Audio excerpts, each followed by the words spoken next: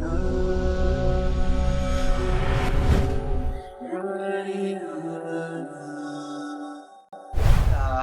මේ වැඩසටහන සංවිධානය කරන්නේ ඈන් ශ්‍රී ලංකා තරුණ ජාලයේ බස්නාහිර පළාත් කණ්ඩායම විසින්. ඉතින් මේ වැඩසටහන පිළිබඳව සඳහන් කළොත් අද දවසේදී අපි සූදානමින් ඉන්නවා මේ වැඩසටහනේදී තරුණ අපිට මේ COVID-19 වෛරසයේදී කොයි විදිහටද අපි කටයුතු කරන්න ඕනේ කියන එක පිළිබඳව කටයුතු කරන්න දැන කියා ගන්න. ඉතින් අපි දකිනවා අපි ටීවී එකක් රේඩියෝ එකක් ඔන් කරාම එහෙමත් නැත්නම් සමාජ මාධ්‍ය වලට ගියාම නිරන්තරයෙන් අපිට අහන්න දකින්න ලැබෙන දෙයක් තමයි ලංකාවේ COVID-19 රෝගීන් ප්‍රමාණය දවස ගානේ වැඩි වෙනවා. මරණ අනුපාතය දවස ගානේ වැඩි වෙනවා.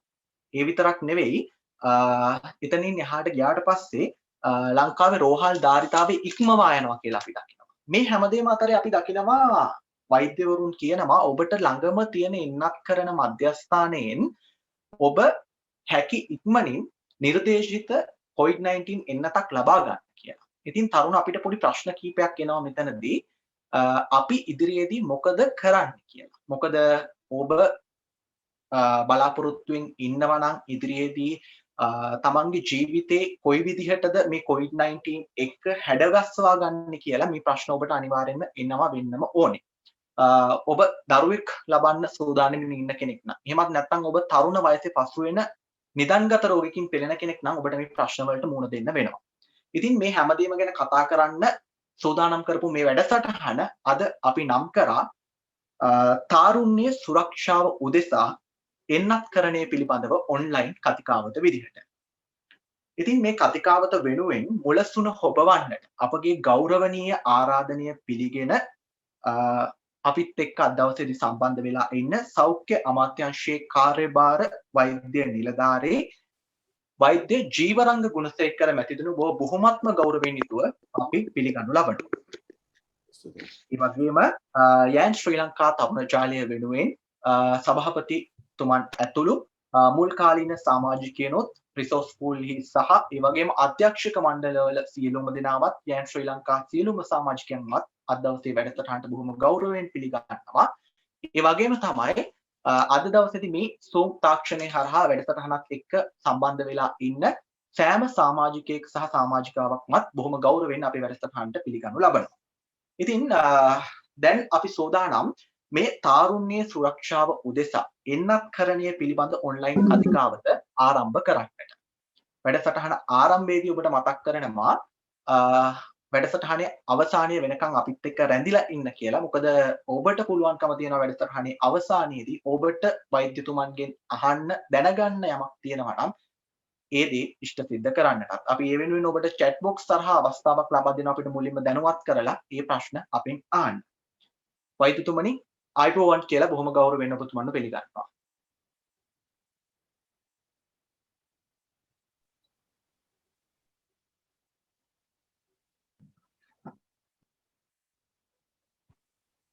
වෛද්‍යතුමනි සමාවෙන්න. මට මේ අවස්ථාව සපයා දීම සම්බන්ධයෙන් යෑන් ශ්‍රී ලංකා ආයතනයට සංවිධානයට මම බොහොමත් ස්තුතිවන්ත වෙනවා. ඇත්තම කිව්වොත් පහුගිය අවුරුදු 2 ඇතුළත කාලයේදී මට ගොඩක් තරුණ අයත් එක්ක මේ කොවිඩ් විතරක් නෙවෙයි විශේෂයෙන්ම ප්‍රජනක සෞඛ්‍ය ලිංග සෞඛ්‍ය සහ අනෙකුත් තරුණ සෞඛ්‍ය සම්බන්ධයෙන් ගොඩක් වැඩ කරන්න අවස්ථාව හම්බ වුණා. ඒකට ඔයගොල්ලන්ගේ තරුණ සංවිධාන ගොඩක් උපකාරී වුණා. ඒ හින්දා මේ අවස්ථාව මම හිතනවා මට මගේ යුතුයකමක් විදිහට මම ගන්නවා මේ ඔයගොල්ලන්ට මේ නත්කරණය ලැබෙන්න ඔන්න මෙන්න තියෙන අවස්ථාවක සමහර ස්ථානවල පටන් අරන් තියෙනවා. ඔන්න මෙන්න තියෙන අවස්ථාවක මේ දේ සම්බන්ධයෙන් විවෘතව කතා කරන්න. ඇත්තටම සමාජයේ තියෙන දෙයක් තමයි අපේ සංස්කෘතියේ මේ තරුණ ළමයින්ට ඒගොල්ලන්ට කැමති දේ තීරණ ගන්න අමාරුයි.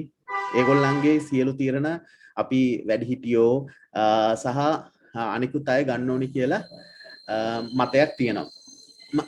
එන්නේ මේ මතයෙන් ඔබට ගිහිල්ලා ඕගොල්ලොන්ට තරුණයන් විදිහට වැඩිහිටියෝ ගොඩක් අය අවුරුදු 16 18ට වැඩි අය විදිහට වැඩිහිටියෝ ඒ කියන්නේ ළඟදිම වැඩිහිටියට පත් වෙච්ච වැඩිහිටියෝ විදිහට ඕගොල්ලන් තනිවම නිවැරදි තීරණය ගන්න ඕගොල්ලන්ව බල ගන්නවන එක තමයි මගේ මේ කතාවේ අරමුණ. ඉතින් අවාසනාවකට අපිට මේක ඇත්තටම මූණට මූණ කතා කරන්න තිබ්බනම් ඔයගොල්ලන්ගේ මූණ වල ටික පේනවා. ඉතින් මම ආරාධනා කරනවා දැන් මගේ මූණ පේන හින්දා ඔයගොල්ලන්ට ඕගොල්ලන්ගේ මූණ ටික මට පේන්න තිබ්බොත් මම මේ ලොකු ස්ක්‍රීන් එකක ඕගොල්ලන්ගේ හැමෝගෙම පින්තූර ටික දාගෙන ඉන්නේ. වීඩියෝ එක අකමැත්තක් නැති හැමෝම ඕන් කරන්න පුළුවන් වුණොත් මට ඇත්තටම මට අර ක්ලාස් රූම් එකක එහෙම නැත්තම් මේ සාකච්ඡාවක ඕගොල්ලන්ගේ වටේ තියාගෙන කතා කරනවා වගේ හැඟීමක් එයි කියලා. ඉතින් මම මේ ඕගොල්ලන්ගේ ඉල්ලීමක් කරනවා එහෙම කරමු කියලා. අනිත් එක තමයි දැන් මේක අපි මම ලෙක්චර් එකක් විදියට මම කියනවා ඕගොල්ලන් අහගෙන ඉන්නවා වගේ වුණොත් නම් එහෙම මටත් නින්ද යනවා ඕගොල්ලන්ටත් නින්ද යනවා. ඒ හින්දා අපි මේක පොඩ්ඩක් ඉන්ටරැක්ටිව් කරන්න උත්සාහයක් දරමු. අපිට තියෙන කාල වේලාව අපේ Zoom master කවුද මේ Zoom ඔයාගේ මල්ලි වගේ නම මොකද? නලින්ද අපිට පැයක කාලයක් නේද තියෙන්නේ?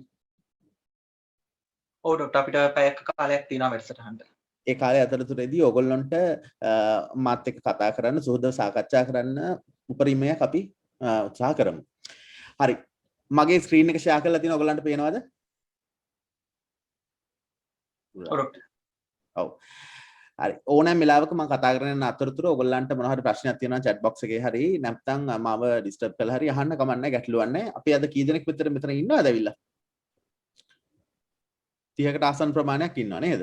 හරි. හොඳයි.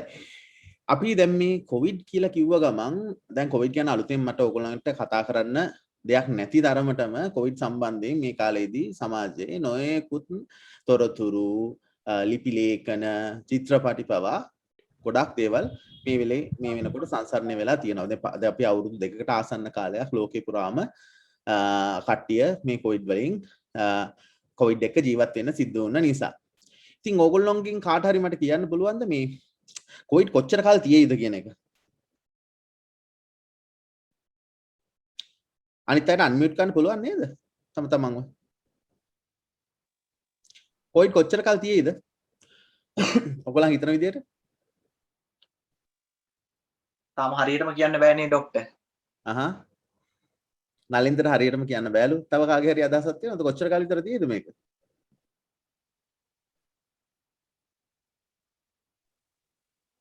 වෙන රටවලින් බෙදෙනවා කියලා අපිට නිවුස් වලින් අහන්න ලැබෙනවා. ඒකට කොහොම වේද කියලා හිතා ගන්න බෑ ඩොක්ටර්. රයිට්. මානව ඉතිහාසයේ ඉස්සර ඉඳන්ම මේ වෛරස් කියන දේවල් විශේෂයෙන්ම සත්තුන්ගේ ඉඳලා තමයි මිනිස්සුන්ට යන්නේ. එතකොට ඒ වගේ ආපු වෛරසයක් තමයි මේ කොරෝනා වෛරසයක් වෙන මේ කොවිඩ් කියන නව කොරෝනා වෛරසය කියන වෛරසය. එතකොට මේක එක මත තියෙනවා ලැබ් එකක හැදුනා කියනවා වඳුරෙන් එකක් ආවා කියනවා බැට්ස් ලගින් ආවා කියලා කියන ඔය වගේ නොයෙකුත් මත තියෙනවා මොනවා වුණත් මේක වෛරස් එකක්. වෛරස් එකක් කියන්නේ අපේ ජීවීන් ඉන්නවා අපි දන්නවා බැක්ටීරියා වල ඉඳන් උඩට ඉන්න ජීවීන්. ඒ කියන්නේ බැක්ටීරියා වල ඉඳන් මනුෂ්‍යයන්ට දක්වා ඉන්න සත්තු. නේද? පොඩි සත්තු ඊට පස්සේ කුරුමිනියෝ ඉන්නවා, ලොකු සත්තු මාළු, ඊට පස්සේ ශීරපයින් ඉන්නවා, ඒ ආදී සත්තු. ඊට පස්සේ සත්ව නොවන කොටස් තියෙනවා. මොනවද සත්ව නොවන දේවල් තියෙන්නේ? ශාක වලට ශාක කියන්නේ වෙනම කොටසක්. ශාක සහ සත්ව. ඊට අමතරව මේ ජීවයක් පණක් නැති කොටසක් තියෙනවා. ඒ තමයි ගල්, වාතය, අපි පාවිච්චි කරන මේ බඩු භාණ්ඩ, මේස පාරවල්, හරිද? ගොඩ නැගිලි වගේ දේවල්. ඒතර මේ වෛරස කියන එක යම් මට්ටමකට මේ දෙක අතර තියෙන දෙයක්. ඒ කියන්නේ යාට තනියම ජීවත් වීමේ හැකියාවක් නැහැ වෛරස් වලට. කිසිම වෛරසයකට. අනිවාර්යෙන් වෛරසයකට ජීවත් වෙන්න පුළුවන් සහ ප්‍රගුණණය ජීවත් වීමට වඩා ගුණණය වෙන්න පුළුවන් තව කෙනෙක් ඇතුලේ. තව ජීවියෙක් ඇතුලේ, හොස්ට් කෙනෙක් ඇතුලේ. ඉතින් අවාසනාවකට මේ අවස්ථාවේදී මේ කොවිඩ් කොරෝනා වෛරසයේ මේ කියන කොරෝනා වෛරසයේ එහෙම ඉන්න ජීවියා වඩපත් වෙලා තියෙන්නේ අපි මිනිස්සු. ඒතර ඔහොම ජීවීන් ගොඩාක් ওই වගේ වෛරස් ගොඩාක් තියෙනවා. ඉතින් අපි ඇත්තට මේ වෛරස් කියන දේවල් අලුත් දේවලුත් නෙවෙයි. කොරෝනා වෛරස් කියන දේ අලුත් දෙයක් නෙවෙයි. ඒක තමයි මේක නව කොරෝනා වෛරසය කියන එක කියන්නේ. ඕගොල්ලන් දන්නවද දන්නෙත් නැහැ මේ අපිට හැදෙන හෙම්බිරිස්සාව කොමන් කෝල්ඩ් කියලා කියන්නේ නිතරම ඔයගොල්ලන්ට හැදෙනව නේද හෙම්බිරිස්සාව? නායකහක කිඹුන් යාව ඉන්නේ. ඒ මොකද්ද? ඒ මොන වෛරස් එකක්ද?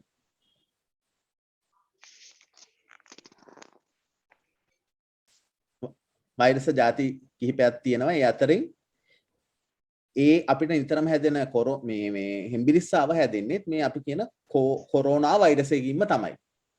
කොරෝනා කියන්නේ වෛරස් කාණ්ඩයක්.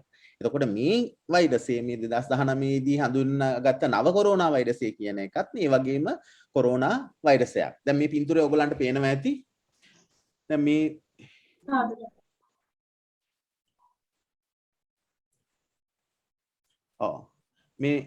මේ ඔයගොල්ලන්ට පේනවා ඇති මේ වෛරසේ වටා තියෙනවා මේ වගේ කෙඳි වගේ දේවල්. මේකෙන්ද අපි ක්‍රවුන් එකක් එහෙම නැත්නම් ඔටුන්නක් වගේ කියනවා. ඒ හින්දා තමයි මේකට අපි කොරෝනා වෛරසය කියලා කියන්නේ. මම මේ දේවල් ගැන පොඩි අදහසක් ඔයගොල්ලන්ට දෙන්න හිතුවේ මේ අපි කෙලින්ම මේ වැක්සින් එක ගැන කතා කරන්න යන්න කලින් අපි මොකක් ගැනද මේ කතා කරන්න කියන එක ගැන පොඩි අදහසක් ගන්න ඕනේ. ඒතකොට මේ වෛරසය අපේ ඉස්සර ඉඳන්ම තිබ්බ දෙයක්. හැබැයි මේකේ පොඩි වෙනස්කමකට ලක් වෙලා තියෙන හින්දා තමයි මේකට නව කොරෝනා වෛරසය කියන්නේ. නව කොරෝනා වෛරසයෙන් හැදින ලෙඩේට අපි කියනවා කොවිඩ් කියලා. Corona virus disease. කොවිඩ් කියන එක තමයි මේ අපි දැන් මේ මුණ දීලා ඉන්න තත්ත්වේ. රයිට්. දැන් මොකද්ද තත්ත්වේ? කට්ටියකින් ඇහුවාම කියන්නේ මොකද්ද? හොඳටම ගිලිලාද මොකද්ද අපි කියන්නේ? කොරෝනා ගැන කිව්වහම. හොඳටම එපා වෙලා ඉවරයි. එහෙම හිතන්නේ. රයිට්. එතකොට මානව ඉතිහාසයේ නොයෙකුත් අවස්ථාවල මේ වගේ පැන්ඩමික්ස් ඒ කියන්නේ ලෝකයේ රටවල් කිහිපයක් පුරාම පැතිරිච්ච මම හොඳින් ඇහෙනව නේද? ලෝකයේ රටවල් කිහිපයක් පුරාම පැතිරිච්ච මේ වගේ වසංගත තිබිලා තියෙනවා. ඔයගොල්ලන් ස්පැනිෂ් ෆ්ලූ එක අහලා ඇති නේද? ඒ වගේ නොයෙකුත් වසංගත තිබිලා තියෙන විශේෂයෙන්ම වෛරස් වලින් පැතිරෙන. එතකොට මේක 2019 දී චීනෙන් හමු වුණා. මේ වෙන්න විට මිලියන 207ක් රෝගාතුර ඒ වෛරසය ආසාදනය වෙලා ඉන්නවා. මම රෝගාතුර කියන වචනයට වඩා කැමතියි. වෛරස ආසාදනය වෙලා ඒ සමහර අය මිය ගිහිල්ලා තියෙනවා. සමහර අය ඒකෙන් මිදලා තියෙනවා. මිලියන 4.3ක් මරණයටපත් වෙලා තියෙනවා මේ වෙනකොට. අපේ ජනගහනය කීයද ලෝකේ? බිලියන 7යි නේද? එතකොට මේ බිලියන 7න් මිලියන 4.3ක් මේ වෙනකොට මරණයටපත් වෙලා තියෙනවා කොරෝනා වෛරසය. ඉතින් මතක තියාගන්න ඕන තමයි මේ දේවල් අපිට මේ කොරෝනා වෛරසය කියන්නේ කොරෝනා වසංගතය කියන්නේ මේ මානව ඉතිහාසයේ ඇතිවෙච්ච දරුණුම වසංගතයක් මේ වෙනකොටත් හේතුව අපේ ජනගහනය හිතුවට වඩා ගොඩාක් වැඩි වෙලා තියෙනවා බිලියන 7ක් දක්වා. ඒකෙන් ඒ හින්දා ලෙඩක් හැදුනහම මැරෙන්න ඉන්න ප්‍රමාණයත් වැඩි. දැන් මීට අවුරුදු 100කට කලින් මැරෙන්න ඉන්න නම්බරේ ප්‍රමාණයට වඩා දැන් ඇත්තටම ප්‍රතිශතයක් විදිහට ගත්තාට අඩු වුණාට ප්‍රමාණයක් විදිහට ගත්තාම ඇත්තටම ගොඩක් මරණ වැඩි වෙලා තියෙනවා. ඉතින් මේ දේවල් අහනකොට ඕගොල්ලන්ට මොකක්ද ඔළුවට යන්නේ? මොකද්ද දැනෙන්නේ ඕගොල්ලන්ට මේ කොරෝනා ගැන හැමදාම මේ කියන කතා ටික අහනකොට පත්‍රයක් නිවුස් පේපර් එකක් ඇහුවාම නිවුස් දැම්මහම සෝෂල් මීඩියා බලනකොට මේ දේවල් ඔක්කොම බලනකොට මොකද්ද ඕගොල්ලන්ට දැනෙන්නේ? හරි සතුටුශාලි ෂෝක්නේ. මේ මැරිලා තියෙනවා අපිට දැන් ගෙදරට වෙලා ඉන්න පුළුවන් විභාගත් නැහැ ඉස්කෝලෙත් නැහැ නියමයි කියලා වගේද හිතෙන්නේ නැත්නම් මොකක්ද දැනෙන්නේ? ડોક્ટર තරුණයෝ විදිහට යම් කිසි විදිහක මානසික පීඩනයකින් ගොඩක් දෙනෙක් තමන්ගේ අනාගතය ගැන ඉන්නවා කියලා හිතෙන්නත් පුළුවන්. තමන්ගේ පවුලය ගැන හිතද්දී වැඩිහිටියෝ ගැන හිතද්දිත් මේ පීඩනය තියනවා කියලා හිතන්න පුළුවන්. රුපියල් 10,000ක පාණ්ඩගෙන රුපියල් 8,000 පමණ මුදලින් ගෙවු විට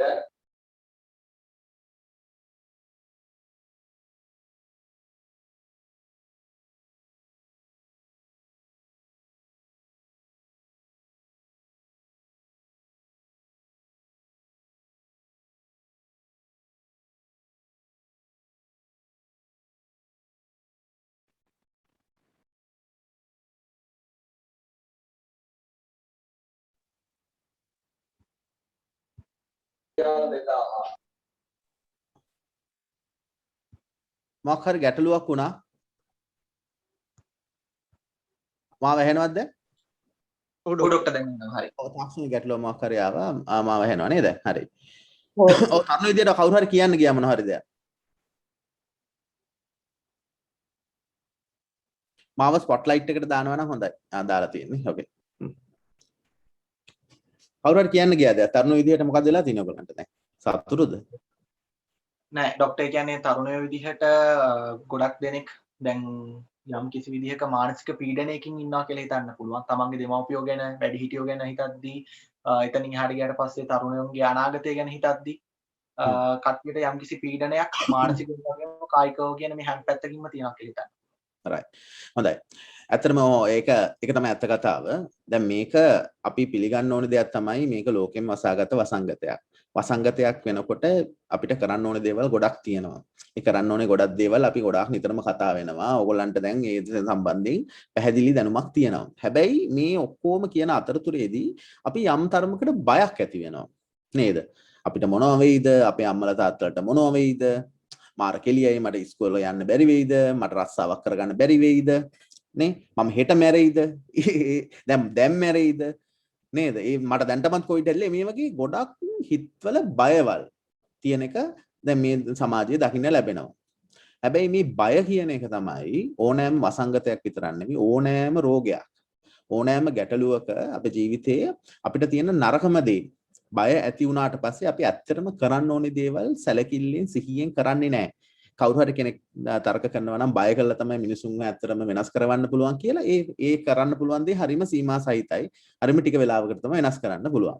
ඒ හින්දා ඔයගොල්ලන් තේරුම් ගන්න ඕනේ තරුණයෝ විදිහට වයසක අය මොනවා කරගත්තත් පොඩි අය මොනවා කරගත්තත් තරුණයෝ විදිහට ඔයගොල්ලෝ මේ කොවිඩ් රෝගයට බය නම් වෙන්න හොඳ නැහැ. විය යුතු නැත. බිය නෙවෙයි අපි ඇති කරගන්න ඕනේ ඒකේ අවදානම නිසි අවබෝධ කරගෙන ඒකට කරන්න ඕනේ දේවල් නොවලහා පරක්කු කරන්න නැතුව කරන එක තමයි තරුණයෝ විදිහට ඔයගොල්ලන්ට මේ කරන්න පුළුවන් දේ සහ සමාජයට ඒකෙන් යම් පණිවිඩයකුත් ලබා දෙන්න පුළුවන් ඔයගොල්ලන්ට. right. දැන් මේ වෙනකොට ඔයගොල්ලන් අහලාද මේ නව ප්‍රභේද ඇවිල්ලා තියෙනවා කියලා. මොනවද මේ නව ප්‍රභේද? මේ අනිත් කට්ටියත් පොඩ්ඩක් වීඩියෝ එක ඔන් කරගත්තා නම් මට ඇත්තටම කට්ටිය දිහා පොඩි ඉන්පුට් එකක් තියෙනවා. මොනවද මේ නව ප්‍රභේද ඇවිල්ලා තියෙනවා කියලා කියන්නේ?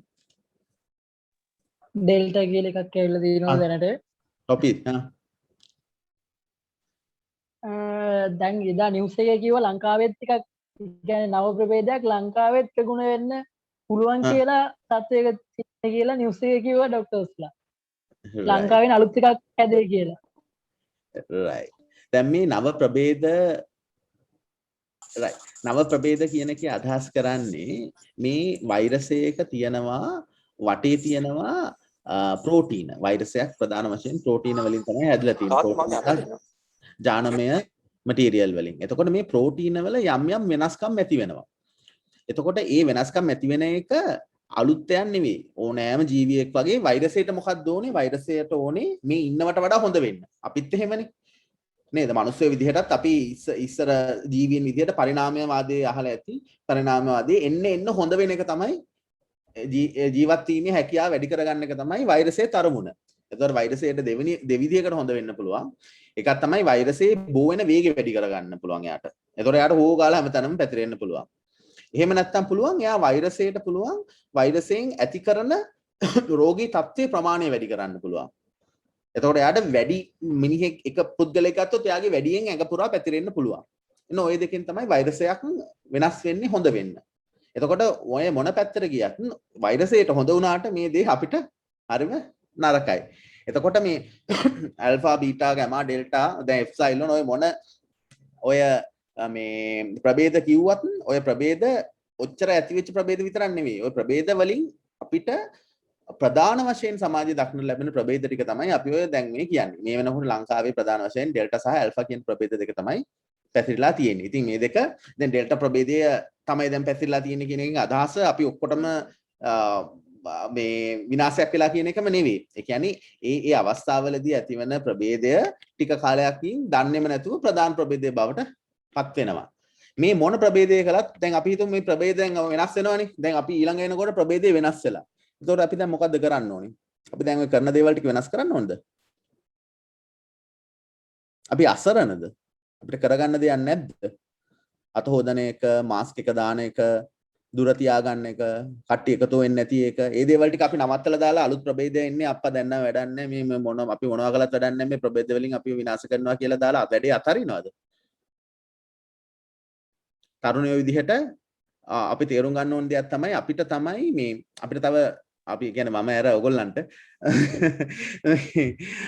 සමාජය වෙනස් කිරීමේ හැකියාව තියෙන්නේ නේද? එතකොට මේ දේවල් වලින් පසුගාමී වුණොත් අපි අලුත් විදියක් හොයාගන්න නිව් නෝමල් අපි කියනවා නව නව අලුත් විදිහක් හොයාගන්නේ නැතුව අපි කරන දේවල් ඔක්කොම ටික නවත්තලා දාලා දැන් මේ ලෙක්චර් එක උනත් කරන්නේ නැතුව මටත් හිතා ගන්න පුළුවන් මුන්ට කොච්චර ගලත් වැඩක් නැහැ මේ අලුත් ප්‍රභේද ඇවිල්ලා තියෙන්නේ නේ ප්‍රභේද හොගාලා එනවා මේ ලෙක්චර් කළාට වැඩක් නැහැ මේ කතා කළාට වැඩක් නැහැ සාකච්ඡා කළාට වැඩක් නැහැ හැමෝටම ලෙඩේ හැදෙනවා. ඒ වගේ මානසිකත්වයකින් නැතුව අපි අර හැමදාම කියපු ප්‍රධාන වශයෙන් කරන්න කිව්වෝ ආරක්ෂාකාරී ක්‍රම ටික අනිවාර්යෙන් වෙනදටත් වඩා හොඳට කරන එක තමයි මේ නව ප්‍රභේදාවහම අපිට කරන්න තියෙන එකම දේ. right අපි එතකොට කතා කළා මේ අපේ ජීවිතවලට මේ කොවිඩ් කොහොමද බලපාලා තියෙන්නේ කියලා. එතකොට අපි බය ගැන කතා කළා නේද? අපිට හැබැයි ඒත් එක්කම දැන් අපි නරක පැත්තනේ දැක්කේ. ඒත් එක්කම අපිට දකින්න ලැබිච්ච දෙයක් තමයි මේකෙන් හොඳ පැත්තක් වුණා. මොනවද හොඳ දේවල් උනේ? කාට හරි කියන්න පුළුවන්ද තමාගේ ජීවිතේට කොවිඩ් හින්දා වෙච්ච හොඳ දෙයක්? ගෙදරට වෙලා වත්ත පොඩ්ඩක් සුද්ධ කරලා කැලෑ වෙලා තිබ්බ වත්ත සුද්ධ කරගන්න පුළුවන් වුණාලු. හරි. රාජ්. තව කට්ටිය කවුද ඉන්නේ? වෙනද බෙහෙත් ගහලා කඩෙන් ගන්න වෙනද බෙහෙත් ගහලා කඩෙන් ගේන එළවලු පළතුරුනේ අපි ආහාරයට ගත්තේ. නමුත් දැන් අපි පුරුදු වෙලා ඉන්නවා ගෙදර වත්තෙම වවාගෙන එළවලු පළතුරු වගේ දේවල් පරිභෝජනය කරන්න. right හොඳයි. එහෙම අවස්ථාවකුත් දැන් හම්බෙලා තියෙනවා. තව මොනවද හොඳ දේවල් හම්බෙච්ච? ගොඩක්ම මේ පිරිසුදුකම කට්ටියට පුරුදු වෙන්න පුළුවන් වුණා. ඒ කියන්නේ කොහෙ ගියත් දැන් බය තියෙන හින්දා අත් දෙක හොයකට කෑමත් අත් දෙක හොදකට සාමාන්‍ය පිරිමි ළමයි එහෙම නැහැනේ. ඉතින් හැමෝම මේ පිරිසුදුකමට මුල් තැන දීලා වැඩ කරනවා. ඔව්. අත් හොදන්න හැබැයි බය වෙන්න එපා. බය වෙලා අත හොදන්න එපා. මේ සිහියෙන් අත හොදන්න අම්මෝ බයයි අත හොදනවා බයයි. එහෙම බෑ හරි. right. තව මොනවද හොඳ දේවල්? ආයෙත් එක කාර්ය බහුල ජීවිතෙන් දැන් පොඩ්ඩක් ඈත් වෙලා අම්මලා තාත්තලා ඒ ඔක්කොම දැන් වැඩට යන කට්ටිය දැන් ඔක්කොම එකතු වෙලා දැන් එක ගෙදරක වගේ පවුලක ඉන්නේ දැන් කට්ටිය. ෆන් එකේ ඉන්නවා. right. ෆන් එකේ ඉන්නවා. පිරිමි කට්ටිය ගැහණු කට්ටියත් එක්ක මේ වැඩපොල් වේම බෙදාගෙන ගැහණු කට්ටිය මෙච්චර වැඩවල් ගෙදර කරනවද කියලා දැන් තමයි තේරුම අරගෙන තියෙන්නේ. right right. ගෙදර කරපු වැඩ ටික ගැන දැන් අදහසක් ඇවිල්ලා දැන් ස්ත්‍රී පුරුෂ කියලා බෙදාගත්ත වැඩ ටිකත් බෙදාගෙන දෙන්න බෙදාගෙන කරනවා නේ. හරි. ඒතකොට කියන්නේ පිරිමෑට දැන් වෙනදා උයපු නැති අයට පොඩි chance එකක් හම්බෙලා තියෙනවා දැන් උයන්න. නේද? ඒ වගේ දේවල්. right. හොඳයි. එතකොට ඒ කියන්නේ අර every dark cloud has a silver lining. ඒ කියන්නේ සියලු අඳුරු වලාකුළකම රිදී රේඛාවක් ඇත. ඒකේ අදහස් කරන්නේ මේ අඳුරු වලාකුළු හොයාගෙන යන්න ඕනි කියන එක නෙවෙයි. හැබැයි ඒ හැම අඳුරු වලාකුළම තියෙන ඒ රිදී රේඛාව මොකක්ද කියලා අඳුනා ගන්න තර්කවලට තමයි හොඳටම හැකියාව තියෙන්නේ. ඉතින් ඕගොල්ලෝ මම හිතනවා දැන් මේ වෙනකොට දැන් අපි සමාජයේ ඔන්ලයින් ක්‍රම වැඩි වුණා. සෝෂල් මීඩියා පාවිච්චි නොකරපු අය දැන් සෝෂල් මීඩියා පාවිච්චි ගන්න පටන් අරන් නේද? ඊට පස්සේ මේ ඔන්ලයින් ක්‍රමයට බඩු ගන්න පටන් අරගෙන ඕවා අපේ ලංකාවේ තිබ්බ ගැටලුනේ. කොච්චර දඟලුවත් කරගන්න බැරි වෙච්ච දේවල්.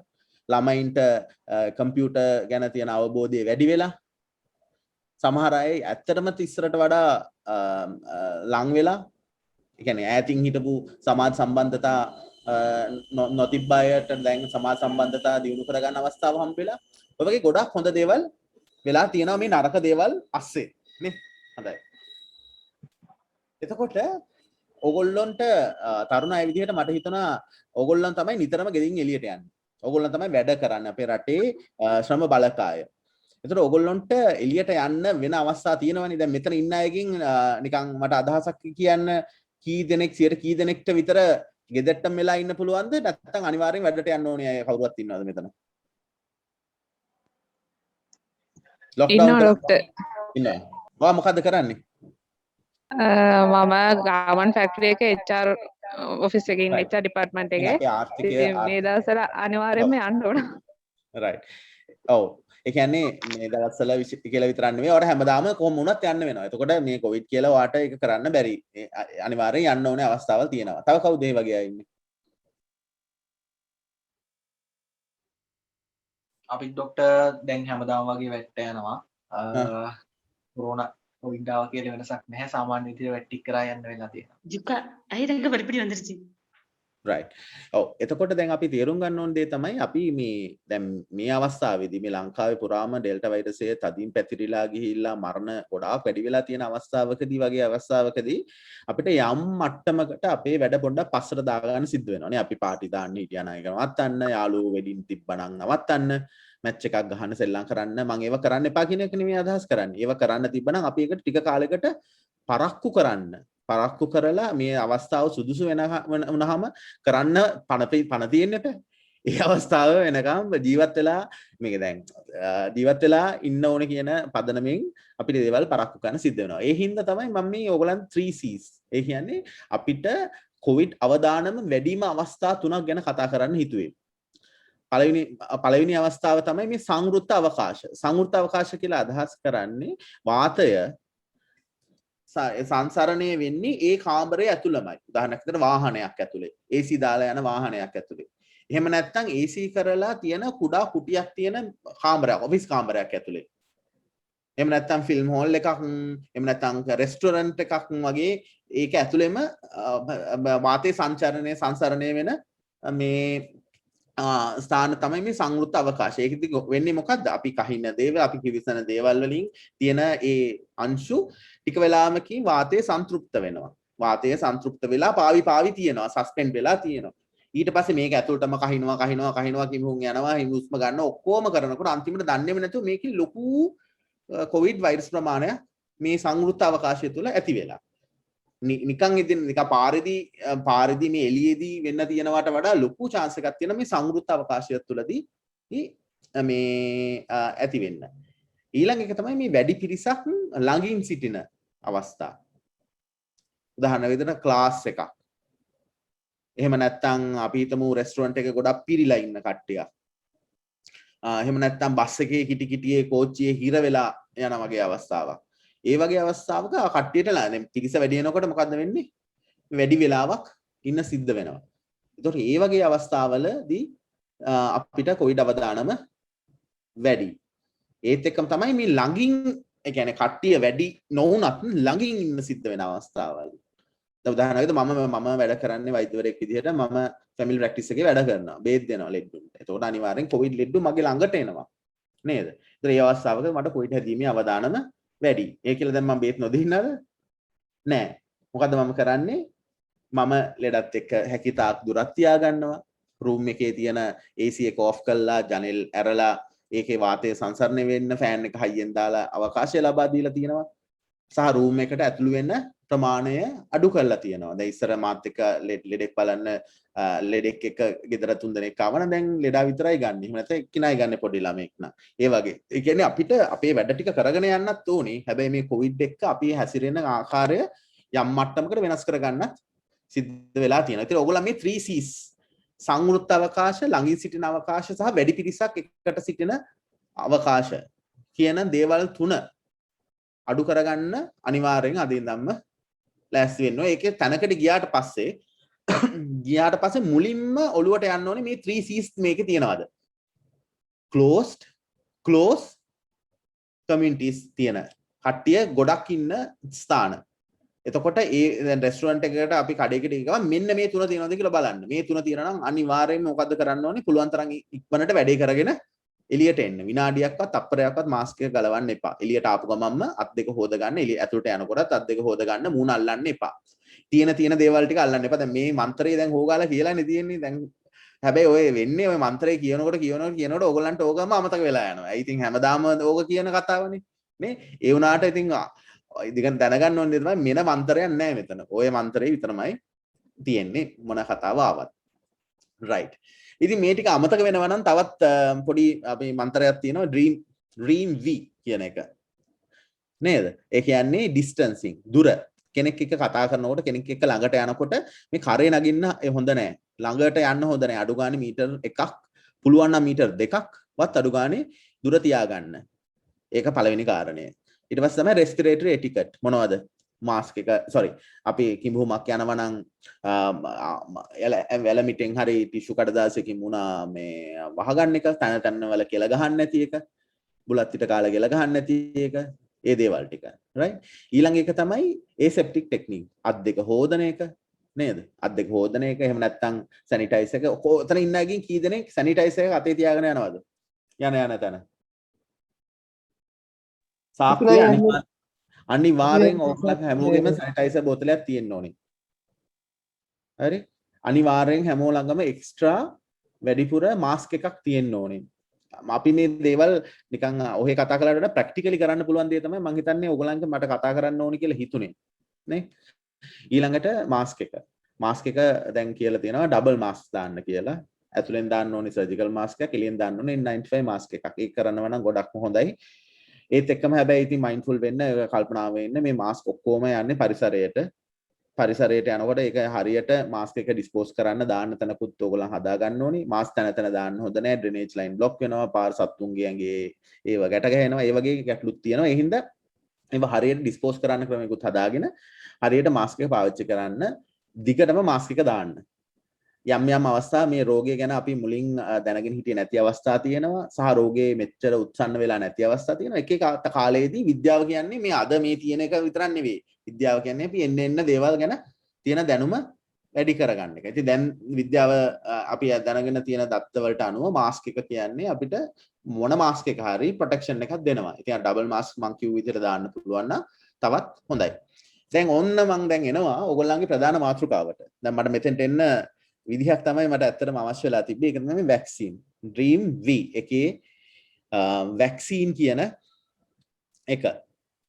ඔයගොල්ලන්ට මතක ඇති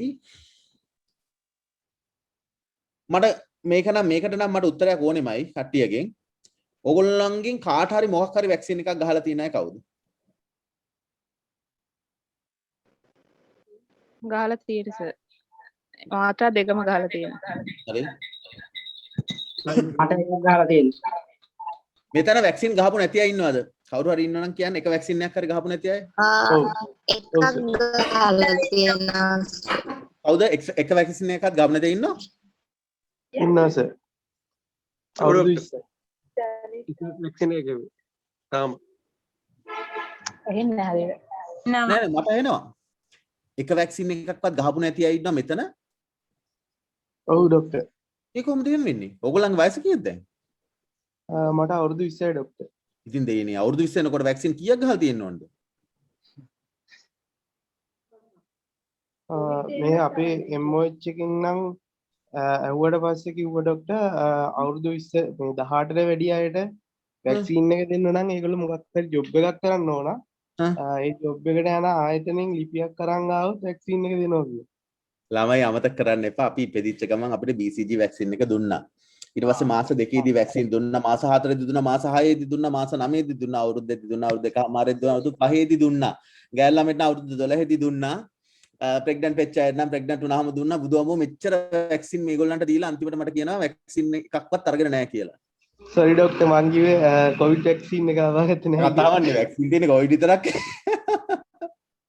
වැක්සින් තියෙන කොවිඩ් විතරක් කොච්චර වැක්සින් තියෙනවද? ඔන්න ඔක තමයි අපිට අමතක වෙලා තියෙන්නේ. මේ වැක්සින් කියන එක අලුත් දෙයක් නෙවෙයි පුතාලා දොලා. තේරෙනවද? මේ වැක්සින් කියන්නේ අපි ඉපදිච්ච දවසේ ඉඳලා මේ වෙනකන් අපිව රෝගාබාධ ගොඩකින් ආරක්ෂා කරන්න. ඔයගොල්ලන්ට මතකද මේ පින්තූරේ? මතකද මේක? මේ මොකද්ද මේ ලෙඩි?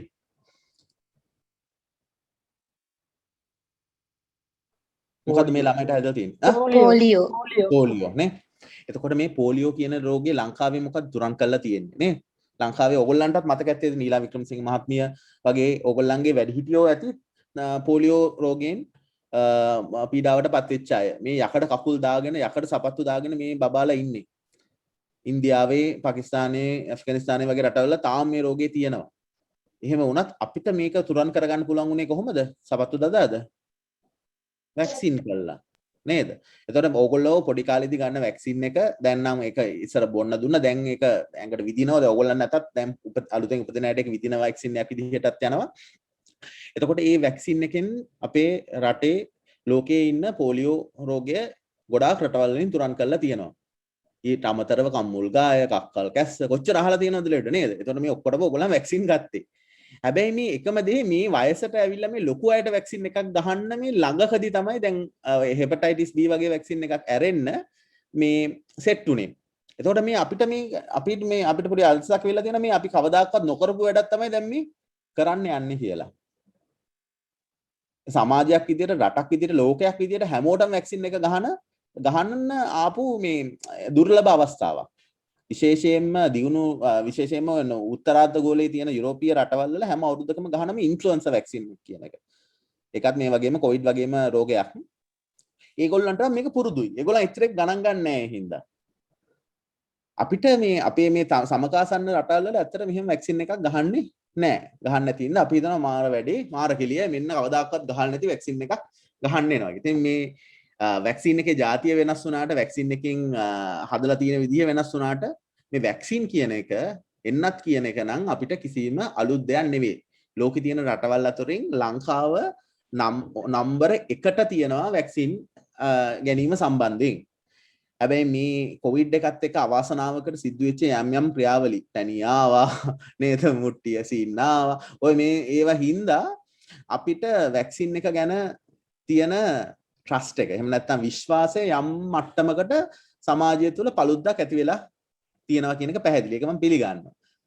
ඒ හින්දා ඕගොල්ලෝ හැබැයි ඕගොල්ලොන්ට වයසක අය පැත්තක දාන්න ඒගොල්ලන්ට මතක නැහැනේ දැන්. ඒගොල්ලන්ට වැක්සින් ගහපු කාලේ. එනකොට ඕගොල්ලන් පොඩ්ඩක් මතක් කරලා බලන්න. ඕගොල්ලන්ට අවුරුදු ඉස්කෝලේදී අවුරුදු 5 වැක්සින් එක ගැහුවා. ඕගොල්ලෝ මේ ඕගොල්ලන්ට ජීවිත කාලේ ගෑනු ළමයිට අවුරුදු 12 දී වැක්සින් එක ගහන්න නැති. ඕගොල්ලන් රුබෙල්ලා වැක්සින් එක. ඊට අමතරව ඕගොල්ලන්ට ගහලා ඇති HPV මේ human papilloma virus කියන එක ගෑනු ළමයිට ආයි ගහලා ඇති. නේද? එතකොට ඔය වගේ වැක්සින් ගොඩක් අපේ ජීවිත තුළද අරන් තියෙනවා. අලුත් දෙයක් නෙවෙයි. මේක මතකද? මේ ලෙඩේ. මොකද්ද මේ ලෙඩේ? ලාඳුරු. ලාඳුරු?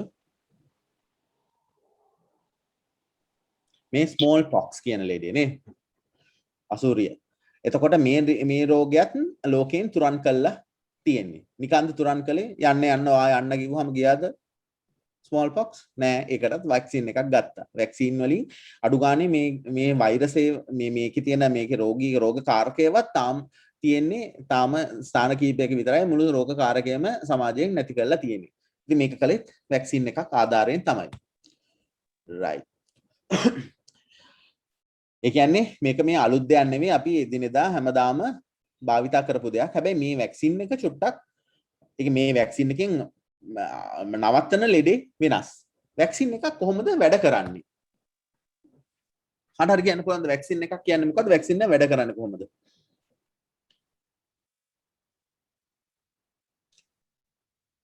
ඔයගොල්ලෝ අහලා ඇති අපිට තියෙනවා ඇඟේ තියෙන ප්‍රතිශක්තිකරණ පද්ධතිය. අපේ ප්‍රතිශක්තිකරණ පද්ධතියෙන් තමයි අපිට හැදෙන්න තියෙන ලෙඩ රෝග අපේ ඇඟට වෛරසයක් කියන්නේ හරි බැක්ටීරියාවක් කියන්නේ හරි ඇහැට නොපෙනෙන ප්‍රමාණය කුඩා මේ දෙයක්.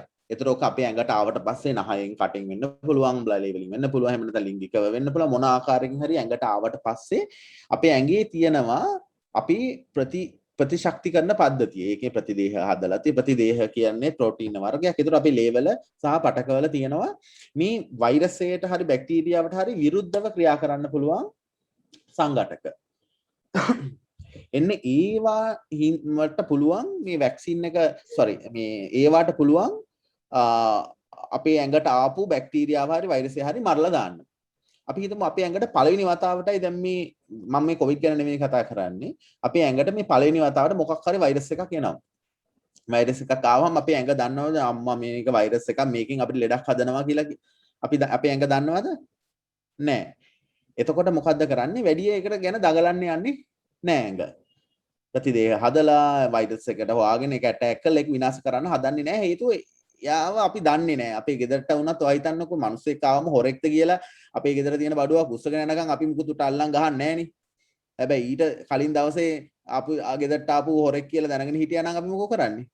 උට අල්ලන් ගහනවා පොලිසියට ගෙනියනවා. නේ?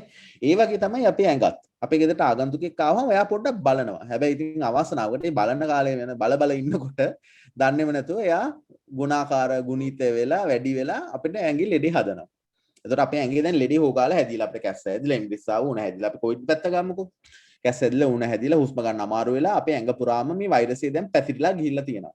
එතකොට තමයි මේ ඇඟට දෙලෝ රත් වෙලා තේරෙන්න පටන් ගන්නෙ මල කෙලියයි මෙන්න මෙහෙම තමයි මේ වෛරස් එක කියලා මේ වෛරස් එක මෙයා අඳුර ගන්නවා.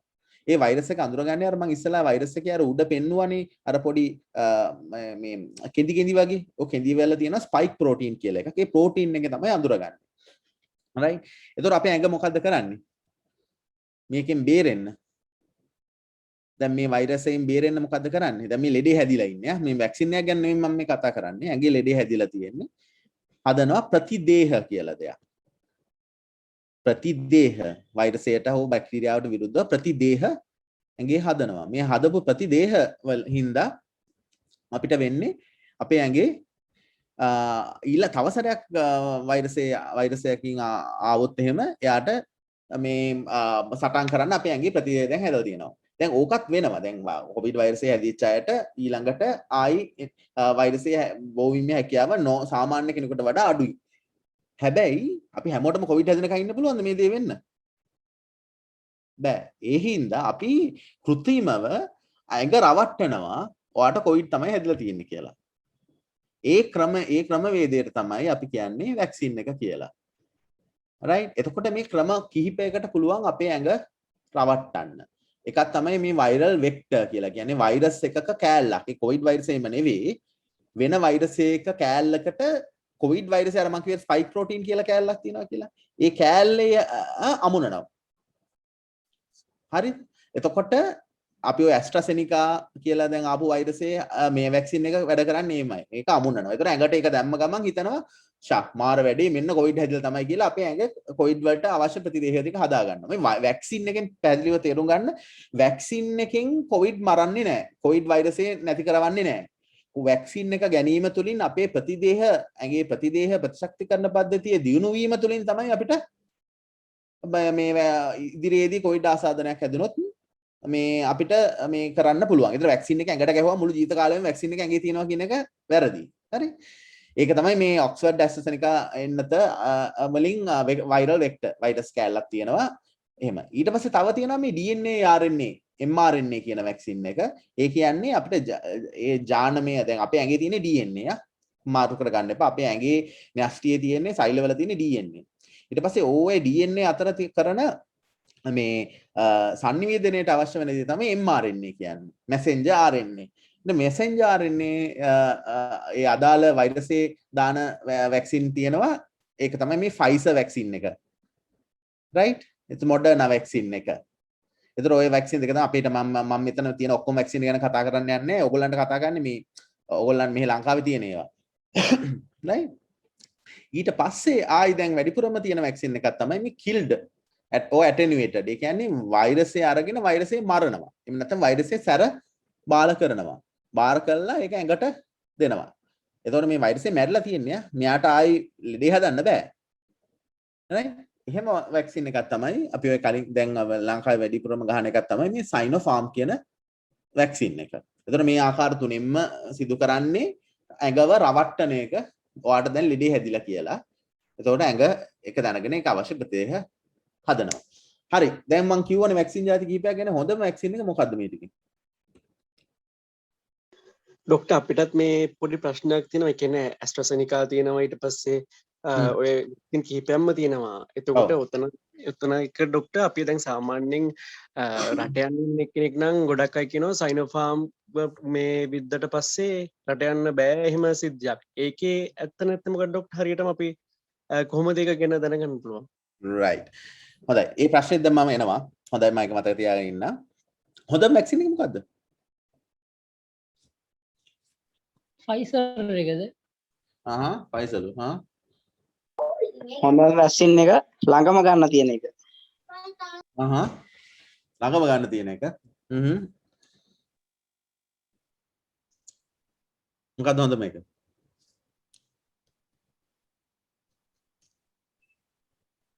වෙන කාලයක නම් හරිද ලෝකේ වෙනස් කාලයක නම් මේ වැක්සින් ඕන තරම් කෙනෙක්ට ඕන වැක්සින් එකක් ඕන කෙනෙක්ට ගන්න පුළුවන් කාලයක නම් තිබ්බේ අපිට මේ තර්කය කර ඉන්න පුළුවන් කෙස් පලා ගන්න පුළුවන් Pfizer එකද හොඳ AstraZeneca එකද Sinopharm ගහම රට යන්න බැරිද වගේ 1000ක් ප්‍රශ්න කතා කර අපිට ඉන්න පුළුවන් අපි මේ වගේ අවස්ථාවක දැන් ඉන්නේ ඈ අපි මේ වගේ තෝරා බේරගෙන මේ ලෙඩින් බේරෙන්න පුළුවන් විදියක්ද තියෙන්නේ නේද? අපිට දැන් අපි බස් එකකට යන්න නැගලා බස් එකේ හොඳ ලක්ෂරි බස් එකක් නැහැ. හැබැයි ඔයාට යන්න ඕනේ අනිවාර්යෙන් විභාගෙට.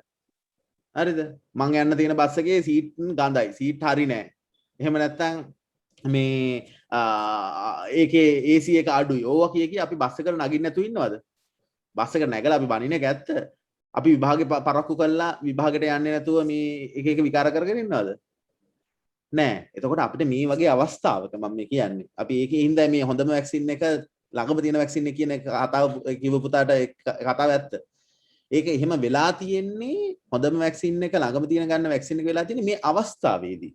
මේ අවස්ථාවේදී අපි හැමෝම වැක්සින් එක අරගෙන 70ක් 80ක් අතර ප්‍රමාණයක් රටේ මොන වැක්සින් එක හරි ගත්තොත් ඩෝසස් දෙකම තමයි අපිට පුළුවන් මේ හර්ඩ් ඉමුනිටි. ඒ කියන්නේ මේ අපි කට්ටියක් විදිහට මේකෙන් පරිස්සම් වෙන්න පුළුවන් වෙන්න හැකියාව තියෙන්නේ. ඉතින් හරි හොඳ වැක්සින් එක ළඟම ගන්න තියෙන වැක්සින් එක. එක එක වැක්සින් වල තියෙන විද්‍යාත්මක දත්ත ඇත්තටම මේ අපිට තාම අලුත් වැක්සින් ඒඳ අපිට ඒ ගැන තියෙන දැනුම අඩුයි. ඒ වුණාට පැහැදිලිව ගත්තම මේ කොවිඩ් වැක්සින් එක ගොඩාක්ම අනිකුත් තියෙන වැක්සින් වලට සාපේක්ෂව හරිම සේෆ් වැක්සින් එකක් කියන එක ලෝක සෞඛ්‍ය සංවිධානය කොවිඩ් වැක්සින් ඔක්කොම මේ අනුමත කරලා තියෙනවා මේ හදිසි අවස්ථාවක් විදිහට. ඉතින් වැක්සින් එක ගන්නේ නැතුව ඉඳලා ලෙඩේ හැදෙන එක නම් ගොඩක්ම වැක්සින් එකේ ගොඩක්ම වැක්සින් එක සම්බන්ධයෙන් තියෙන ඔක්කොම මිත්‍යා මතත් එක්ක බලනකොට ගොඩාක්ම නරක දෙයක් විදිහට තමයි මට ඔයගලන්ට කියන්න තියෙන්නේ. එතකොට අපි අර පුතාගේ ආපු ප්‍රශ්නෙත් එක්ක එනකොට මේ තියෙන මිත්‍යා මත ඕගොල්ලන් මිත්‍යා මතයක්ම නොවුනත් අර රට යන ඒ ප්‍රශ්නේ අහුවේ කවුද? ඒ පුතාගේ කතාවට මම උත්තරයක් දෙන්නම්. අපි පොඩ්ඩක් දැන් අපි පොඩ්ඩක් සාකච්ඡාව පැත්තකට යන්නේ නේද? දැන් වැක්සින් ගැන ඔයගොල්ලන් දැනගත්තා. වැක්සින් එකක් ගැන මොනවද? වැක්සින් සම්බන්ධයෙන් වැක්සින් එකේ හැඩය සහ ස්වරූපය එක වැඩ කරන ආකාරය ගැන ඔයගොල්ලන් ප්‍රශ්න මුකුත් තියනවද? අපිට කාල සීමා සහිතයි හින්දා. ඩෝස් 3ක් ගන්නවද? එම් ප්‍රශ්නයක් තියෙනවද? දෙකකට වඩා වැඩිපුර මොකක් හරි ඩෝස් 3ක් තියෙන එකක් තියෙනවද? ඔව් මෙහෙමයි. වැක්සින් සමහර වැක්සින් තියෙනවා විශේෂයෙන්ම සයිනෝෆාර්ම් වැක්සින් එක ගත්ත අවස්ථාවල සයිනෝෆාර්ම් වැක්සින් 3ක් රෙකමන්ඩ් කරලා තියෙන අවස්ථා තියෙනවා සමහර රටවල. තාම අපේ රටේ නෑ. අපි තාම දෙකක්වත් දී ගන්න අමාරු තත්ත්වයකනේ ඉන්නේ. තාමත් අපි ඒක ප්‍රමාණයට ගිහිල්ලා නෑනේ. සමහර විට මේ අවස්ථාවේ හැටියට දෙවෙනි ඩෝස් එකත් ඉවරුනාට පස්සේ රටේ කොහොමද රෝගය කොච්චර පැතිරලා තියෙනවද? ඒකේ රිස්ක් එකත් එක්ක බලලා ඉන්දුනීසියාවේ බහරේන් වල වගේ රටවල් කීපයක කියලා තියෙනවා තුන්වෙනි වැක්සින් එක විදිහට සයිනෝෆාර්ම් එකක්ම හෝ ෆයිසර් හෝ يعني වෙනත් වැක්සින් එකක් ගන්න කියන එක කියලා තියෙනවා. මේ ඒ වුණාට ලංකාව තුළ තාම එහෙම එකක් නැහැ. අපිට තාම හැම වැක්සින් එකකම දෙකයි තියෙන්නේ. තව මොනවද තියෙන ප්‍රශ්න?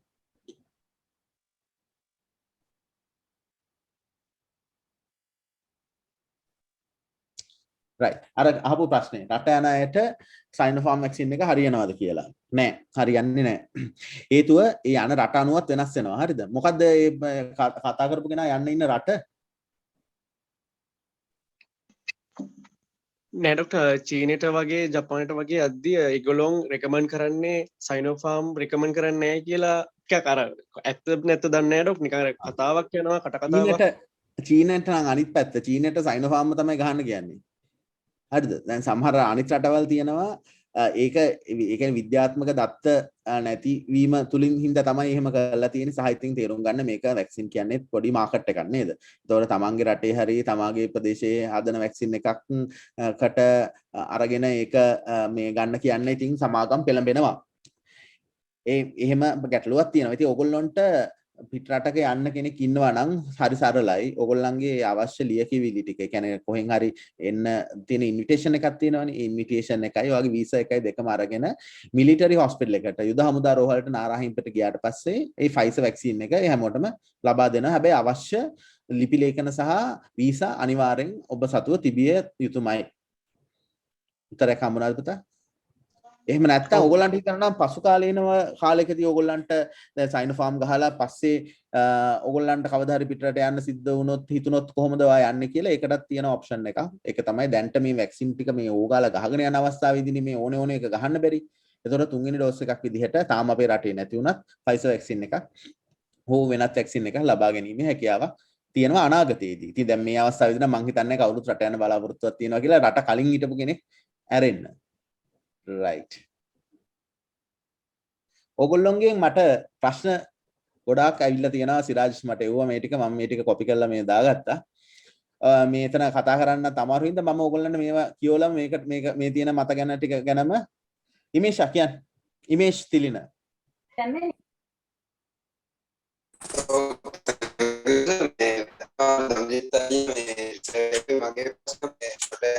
පිළිබඳ ඇහුන්නේ කොටස මේ දැන් ජනරිතදියා ඇත්තටම ප්‍රශ්න යොමු කරේ මගේ මේ රට යන එක සම්බන්ධව මොන වැක්සින් එකද හොඳ කියන එක.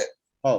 එතකොටස දැන් මේ යුරෝප් කන්ට්‍රි වලින් දැන් ප්‍රංශයෙන් එහෙම ඒගොල්ලෝ ලීගලි කියලා තියෙනවා අපි සයිනෝෆාර්ම් වැක්සින් එක මේ ගත්ත අයව ගන්න අනිවාර්යෙන් ෆයිසර් ඔව් මේ විදන් තියෙන්න ඕනේ කියලා. එතකොටස දැන් මට තියෙන ප්‍රශ්නෙත් එක්ක දැන් මම මගේ ප්‍රශ්නය තමයි දැන් සර් මගේ තිබ්බ ප්‍රශ්න උත්තරයක් හම්බුණානේ. එතකොටස දැන්ට තියෙන බෙහෙත් වලින් ෆයිසර් එකද සර් හැම රටකටම මේ පිළිගන්න බෙහෙත් එක විදිහට මේ තියෙන්නේ නෑ එහෙම නෑ. දැන් අපි ගත්තොත් එහෙම මේ චීනෙට යනකොට චීනෙන් ඉල්ලනවා සයිනෝෆාර්ම් හෝ සයිනෝවැක්ස්. right? එතකොට එක එක රටින් රටට වෙනස් වෙනවා. හැබැයි සේෆස්ට් එක මොවා කියන කතාව ඇත්තක් තියෙනවා. ගොඩාක් බහුතරයක් රටවලට මේ අවස්ථාවේදී ගන්නවා නම් ඇස්ට්‍රාසෙනිකා හෝ ෆයිසර් මොඩර්නා කියන වැක්සින් තුන තමයි මේ බහුතරයක් රටවල් වලින් පෙළගෙන තියෙන්නේ. ඒ හින්දා තමයි අපිට අතේ තියෙන වැක්සින් එක විදිහට පිටරට යන්න තියෙන අයට අපි ෆයිසර් ලබා දෙන්නේ. ඒ කිසි ගැටලුවක් නැහැ. ෆයිසර් ඒක ඒ සඳහාම ඉතුරු කරගෙන ඉන්නවා යුද හමුදා රෝහලේ. අවශ්‍ය කෙනෙකුට ගන්න පුළුවන් ගිහිල්ලා. අවශ්‍ය මේ ලිපි ලේඛන හැබැයි ඕනේ. ડોક્ટર සමාජයේ තව එක මතයක් තියෙනවා මේ තරුණ පිරිස් ගත්තාම ඒගොල්ලෝ දරු ප්‍රසූතිය එතකොට සරු බව මේ වගේ දේවල් ගැනත් හිතනවානේ ප්‍රසිද්ධිය කතා කරේ නැති වුණාට. ඔව්. එතකොට මේ වගේ දෙයකට මේ වැක්සින් එකේ බලපෑමක් වෙයිද කියලා කට්ටිය හිතනවා. මොකද තාම වැක්සින් එක ලෝකෙට හඳුන්වලා දීලා අවුරුදු 2ක් වගේ හින්දා ඒකේ බලපෑමක් වෙයිද කියලා කට්ටිය හිතනවා. ඒක අර ડોක්ටර් ඉස්සෙල්ලා කතා කරන්න හැදුවා වගේම මිත්‍යා මතයක්ද නැත්නම් කොහොමද ඒකේ බලපෑම? ඔව් ඒක ඇත්තටම දැන් ඔයාම නිකන් මම ඔයාගෙන් ආයෙ පෙරලා ප්‍රශ්නේ අනිත් පැත්තට හැවොත් ඇයි ඔය දෙක අරන් තියෙන්නේ? දැන් ඔය අපේ සඵලතාවය සම්බන්ධයෙන් ළමයි හම්බ වෙන එක සම්බන්ධයෙන් වගේ දෙයක් ගත්තම හෙට මැරෙනවද එහෙම නැත්නම් හෙට මොලේ නහරයක් පුපුරනවද හෙට අන්ධ වෙනවද වගේ එකක් නැතුව මේ අවුරුදු ගානකින් අවුරුදු 5කින් 10කින් තියෙන එකක් කොහොමද මේ කතා කරලියට ආවේ? ඔයා හිතන්නේ ඇයි එහෙම? මට හිතෙනවා ડોක්ටර් කියන්නේ දැන් සාමාන්‍යයෙන් තරුණ වයස ගත්තොත් 20 25 වගේ වයස අතර කෙනෙක් මේක gedara කෙනෙක් ඒ කියන්නේ වැඩිහිටියෙක් ගහන්න එපා කියනවා නම් මේ වැක්සින් එක සමහරක් විට මේ වැඩිහිටියා හිතන්න ඉඩ තියෙනවා ඒ දරුවගේ ඉදිරි අනාගතයේදී මේ වගේ ප්‍රශ්නයකට මේක ගැටලුවක් වෙයි කියලා. ඒක එහෙම වෙලා තියෙන්නේ ඔය කියනම undisputable concerns. ඒ කියන්නේ අපිට දැන් නෑ කියන්න බැරි වගේ දේවල් තේරෙනවද? දැන් තව අවුරුදු 5කින් උල්කාපාතයක් කඩාපාත් වෙනවා කියලා වගේ. එහෙම නැත්නම් ලෝක විනාශය වෙනවා වගේ. එහෙම නැත්නම් ඒ කියන්නේ අපිට දැන් අර අද හෙට හොයාගන්න බැරි වගේ අදහස් තියෙන දේවල් තමයි මිත්‍යා මත විදියට වැඩියෙන්ම පැතිරෙන්නේ. නේද? අපි ඒ වගේ දේවල් තමයි විශේෂයෙන්ම මතක තියාගන්න වැක්සින් වලට විරුද්ධව සමාජයේ යම් කොටසක් ඉන්නවා. ලංකාවේ ඒක නෑ ඇන්ටි වැක්සර්ස්ලා කියලා සමාජීය කොටසක්ම ඉන්නවා. විශේෂයෙන්ම ඇමරිකාවේ සහ යුරෝපයේ රටවල් කීපයක් තුළ ඒගොල්ලන් විශ්වාස කරනවා වැක්සින් වලින් අපිට හානියක් සිද්ධ වෙනවා කියලා. ඒගොල්ලෝ නොයෙකුත් මේ මිත්‍යා මත පතුරවනවා. මිත්‍යා මත පතුරවනවා. ඒගොල්ලන් හැබැයි අල්ලගන්නේ නෑ මේ පැහැදිලිව හොයාගන්න පුළුවන් ලෙඩ. ඒගොල්ලෝ අල්ලගන්නේ අපිට හරි සංවේදී නේද? කෙනෙක්ට ළමෙක් නැති වෙනවා කියන්නේ මදසරු වෙනවා කියලා කියන්නේ මේ හරි සංවේදී දෙයක් නේ. සහ ඒක අපිට දැන් මේ විදිහේ ඩොග් ගාලා ඔප්පු කරගන්නත් බෑ. අන්න ඒ වගේ මිත්‍යා මත දැන් ඒගොල්ලන් කොහොමද කිව්වේ කියන්නකෝ මට මුලින්. ඒගොල්ලෝ දැන් අපිට නෑ කියන්න මම කියනවා වගේම ඒගොල්ලන් කොහොමද වෙනවා කියලා කිව්වේ. ඒ වගේ මතක තියාගන්න. ඒ වගේ අර undisputable claims කරන්නේ අනිවාර්යයෙන්ම මිනිස්සුන්ව නොමග යවන්න. නොමග යවලා අපිට දැන් අපි මම ආයි මතක් කරන්න ඕනේ ඔයගොල්ලන් ජීවිතේ පුරාම වැක්සින් ගහලා තියෙන්නේ. වැක්සින් වලින් මදසරු වෙනවා නම් දෙයියනේ මෙලහට මදසරු වෙලා ලංකාවේ මේ ජනගහනය හොගාලා වැඩි වෙනවා. දැන් මේ වෙනකොටත් ඒක අපිට වෙන ගැටලුවක්. right? එහෙම වෙලා නෑ. තාම කිසිම තැනක. ඉතින් මේ වැක්සින් එකෙත් ඒකත් තනිකරම මිත්‍යා මතයක් විදියට තමයි අපිට මේ අවස්ථාවේදී ගන්න පුළුවන් වෙන්නේ. පළවෙනි ප්‍රශ්නේ ඔබ එන්නත් විද්දාම ඇඟට අමාරුයි කියලා කියනවා. සමහරුන්ට අමාරු වුණාලු. එන්නත් විද්දාම අපි කළ යුත්තේ කුමක්? සැලකිලිමත් යුතු දේ මොනවාද? right. එන්නත් විද්දාම ඇඟට අමාරු වෙන්නේ. එන්නත මතක ඇති මම ඔයගොල්ලන්ට කිව්වා එන්නත විද්දාම ඇඟ මොකක් කියලාද හිතන්නේ අපිට මොකක් හැදිලා කියලාද හිතන්නේ අපිට කොවිඩ් හැදිලා කියලා තමයි ඇඟ හිතන්නේ ඉතින් කොවිඩ් කියන්නේ අමාරු වෙලන්නේ ඇඟට යම් අමාරුවක් එනවනේ ඒ විදිහටම තමයි ඇඟ ඒකට ප්‍රතික්‍රියා දක්වන්නේ ඉතින් මුකුත් හිතන්න එපා ඇඟට අමාරු එනවා කියන්නේ හොඳයි ඒ කියන්නේ ඇඟ ඇත්තටම හොඳට රැවටිලා වැඩියෙන් අමාරු වෙනවා කියන්නේ දැන් විශේෂයෙන්ම තරුණ අයට යම් මට්ටමකට දැන් මට අවුරුදු 38යි මගේ තාත්තට අවුරුදු 67යි දැන් මමයි තාත්තයි දෙන්නම ඇසසෙනක එන්නත ගත්තේ ඒ උනාට මට උණ අරගෙන දවස් 3ක් හෙල්ලෙන්න බැරුව හිටියා තාත්තට කිසි අවුලක් නැහැ තාත්තා පහුදා ඉන්න වැඩටත් ආවා ඒකෝට වයස අඩු වෙනකොට ඇඟේ ප්‍රතිශක්තිකරණ පද්ධතිය ඒ ප්‍රබලත්වයේ වැඩි වෙනකොට මොකද්ද වෙන්නේ ඇඟ ප්‍රතික්‍රියා දක්වන විදිහත් වැඩි දැන් තරුණ අයට ඇත්තටම ගත්තාම මේ කොවිඩ් දැන් ඕගොල්ලන්ට මේ අන්තිමට මේක දෙන්නේ ඇයි වයසක අයට දීලා දොස්තරලට නර්ස්ලට දීලා වැඩ කරන අයට දීලා මේ අන්තිමට ඕගොල්ලෝ අපේට වගේ දාලා තියෙන ඕගොල්ලෝ වැඩක් නැහැ කියලා හිතලාද ප්‍රතිශක්තියෙන් තරුණ අය වැඩි ප්‍රතිශක්තිකරණය වැඩියෙන් ප්‍රතිශක්තිය වැඩි සහ මේ විශේෂයෙන්ම මේ කොවිඩ් ආසාදනයෙන් මරණයටපත් වෙන්නේ වයසක අය. ඉතින් වයසක අය මම මේ කතාව කියනකොට මොකද ඔයගොල්ලන් හිතන්න බෑ වයසට ගිහිල්ලා නේ මිනිස්සු මැරෙන්නේ ඉතින්. නේද? ඉතින් වයසට ගියාට පස්සේ මොකක් හරි රෝගයකින් මැරෙනවා. ඒතර මේ අවස්ථාවේදී සමාජයේ වැඩිපුරම පැතිරලා තියෙන රෝගේ කොවිඩ් රෝගය. ඒතර කොවිඩ් රෝගයෙන් විශාල ප්‍රමාණයක් වයසක අය මැරෙන්න පටන් ගන්න තියෙනවා. අවුරුදු ඔයගොල්ලන් මේ තියෙන දත්තා නම් බැලුවහම ඔයගොල්ලන්ට පේනවා ඇති අවුරුදු 65ට 60ට වැඩි අය තමයි අතිමහත් බහුතරය මැරෙන්නේ. ඒ හින්දා තමයි කොවිඩ් එන්නත වයසක අය ඉඳලා වයස එන්න අඩු අයට ගහගෙන එන්නේ. හැබැයි ඒකේ තේරුම ඔයගොල්ලන්ට කොවිඩ් හැදෙන්නේ නැහැ කියන එකවත් නෙවෙයි. ඊටත් අමතරව වැදගත් දේ තමයි දැනගන්න ඕනේ මේ ඔයගොල්ලෝ වාට කොවිඩ් හැදිලා කොවිඩ් අමාරු නොවුනට අර මම කියවන්නේ කොවිඩ් එන්නත ගත්තා කියලා ඇඟට කොවිඩ් වෛරසය එන එක නවත්තන්න පුළුවන්ද? බෑ. වෛරසය එනවා. ඇඟේ ගුණණය වෙන එක තමයි අපි අඩු කරගන්නේ. ගුණණය වෙලා රෝගයක් බවට පත් වෙන එක. ඒ කියන්නේ ආසාදනයයි රෝගයයි අතර වෙනසක් තියෙනවා. ආසාදනය කියන්නේ ඇඟට වෛරස් එනවා කියන එක. රෝගය කියන්නේ ඒක ඇඟේ ගුණණය වෙලා අපිට හුස්ම ගන්න අමාරු වෙලා කැස්ස ඇවිල්ලා උණ ඇවිල්ලා ඒ වගේ දේවල් වෙන එක තමයි මේ රෝගය බවට පත් වෙන්නේ. ඒත් මේ ආසාදනයෙන් වැඩේ නවත්ත ගන්න, වැඩේ ස්ටොප් එකක් දී ගන්න තමයි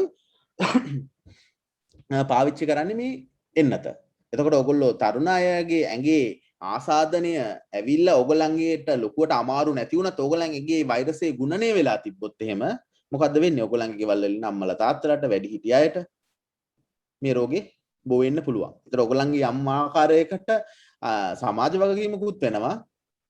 මේ දේ අනිත් ඔයගොල්ලන්ගේ වැඩි හිටියන්ට නොයන්න මේ වැක්සිනේෂන් එක ගන්න එක. එතකොට මේ ඇඟ රිදෙන එක ගැන ප්‍රශ්නේ හරිනේ. ඇඟ රිදෙනවා ඇත්ත කතාව. ඒත් මේ එපා වෙන්න රිදෙන්නේ නැහැ. ඉතින් ඔක දවසක් විතර රිදෙයි. හරිද? මේ දවස්වල ඉස්කෝලේ වැඩට එහෙම යන්නෙත් නැති හින්දා ගොඩක් අය ඉතින් ඒකට පොඩ්ඩක් ක්ලාස් වෙලා ඉන්න. මම ඒක රිදෙන්නේ නැහැ කියලා කිව්වොත් ඒක බොරුවක්. බොරු කියන්න කැමති නැහැ. ඒක ගැලවිලා දිනවා හරිද? යා ඕකේ. ඒකට කළ යුත්තේ කුමක්ද? මුකුත් කරන්න ඕනේ නැහැ. හරිද? වැක්සින් එක ගහලා ඇඟ රිදුනොත් පැන්ඩෝල් දෙකක් බීලා ගෙදරට වෙලා ඉන්න ඔලුව රිදෙන්න පුළුවන් අතපය රිදෙන්න පුළුවන් උණ ගන්න පුළුවන් ඒ වගේ දේවල් එනවා. ඉතින් ඒක හොඳක් විදිහට දකින්න. ඇත්තටම ඉතින් කියන්නේ ඇඟ ඇත්තටම රැවටිලා. ඉතින් කොච්චර ෂොක්ද නේ? එතකොට සැලකිලිමත් විය යුතු දේවල් නම් විශේෂයෙන් මුකුත් නැහැ. සැලකිලිමත් විය යුතු දේවල් තමයි මේ කොවිඩ් එන්නත ගන්න සුදුසු නැහැ කියලා සුදුසු නැති වෙන අවස්ථා කීපයක් තියෙනවා. එකක් තමයි මේ අපේ දැඩි ආසාත්මිකතා. ඒ කියන්නේ ඇලර්ජිස් තියෙන අය ආවොත් ඒ ඇලර්ජිස් තියෙන අයට වුණත් ඒක දැන් ඒ වගේ අය මේ පාරේ තියෙන එහෙම නැත්නම් පන්සලක පල්ලියක තියෙන කොවිඩ් එකකින් ගහ ගන්න හොඳ නෑ. ඒගොල්ලන් ස්පිරිතාලයකට අනිවාර්යෙන් යන්න ඕනේ. හේතුව ආසාත්මිකතාවයක් ඇවිල්ලා ඒ කියන්නේ ඇලර්ජික් එකක් ඇවිල්ලා වැඩි වුණොත් එහෙම ඒගොල්ලොන්ට අවශ්‍ය මේ ඇලර්ජියක් කියන්නේ ඔය නිකන් පිටරයක් කෑවහම පළු දාන කෑල්ල නෙවෙයි මම කියන්නේ. සමහර අය ඉන්නවා බේත් බිව්වහම හුස්ම ගන්න අමාරු වෙලා පළු දාලා කලන්ත හැදලා වැටෙන අන්නේ ලෙවල් එකේ ඇලර්ජික් තියෙන අය ඉන්නවා. ඒගොල්ලොන්ට හොස්පිටල් එකකට ගිහිල්ලා තමයි ගන්න ඕනේ. ඒක තමයි සැලකිලිමත් වෙන්න ඕනේ. එකම දේ ඊට අමතරව අරක එන්නත ගෙවුවම අරක කරන්න හොඳ නැහැ, මේක කරන්න හොඳ නැහැ. ඔක්කොම බොරු කතා. සාමාන්‍ය පරිදි ඔයගොල්ලන්ගේ ජීවිතය ගත කරන්න. අපේ ජීවිතේ කොවිඩ් සම්බන්ධයෙන් තියෙන යම් යම් හැසිරීම් තියෙනවා. කොවිඩ් වලින් එන අවදානම වැඩි වෙන දේවල් උදාහරණයක් විදිහට මත්පැන් පානය කිරීම සහ ධූම්‍රපානය කිරීම, විශේෂයෙන්ම ධූම්‍රපානය කිරීම. දුම්පානය කළාට පස්සේ මොකක්ද වෙන්නේ? සිගරට්ස් බිව්වහම අපේ ලංග්ස් වලට අපේ පෙනහළු වලට තමයි ඒක යන්නේ. ඉතින් පෙනහළු වල ආසාදනයක් වෙන එක ඉතින් අමුතින් ආයේ මේක මැජික් එකක් නෙවෙයි. සිගරට් බිව්වහම මේ කොවිඩ් වැඩි වෙනවා කියලා කියන එක. ඉතින් එතකොට අපේ තියෙන ගර්තවල තියෙන සහ අපේ ශ්වාසනාලවල තියෙන මේ ප්‍රතිශක්තිකරණය අඩු වෙනවා. ඒ හින්දා සිගරට් බොන කෙනෙක්ට නම් මේ අවස්ථාව තමයි ඔයගොල්ලන්ට සිගරට් බොන එක නවත්තන්න තියෙන හොඳම අවස්ථාව. ඒ හින්දා වහාම ඒකට යොමු වන්න.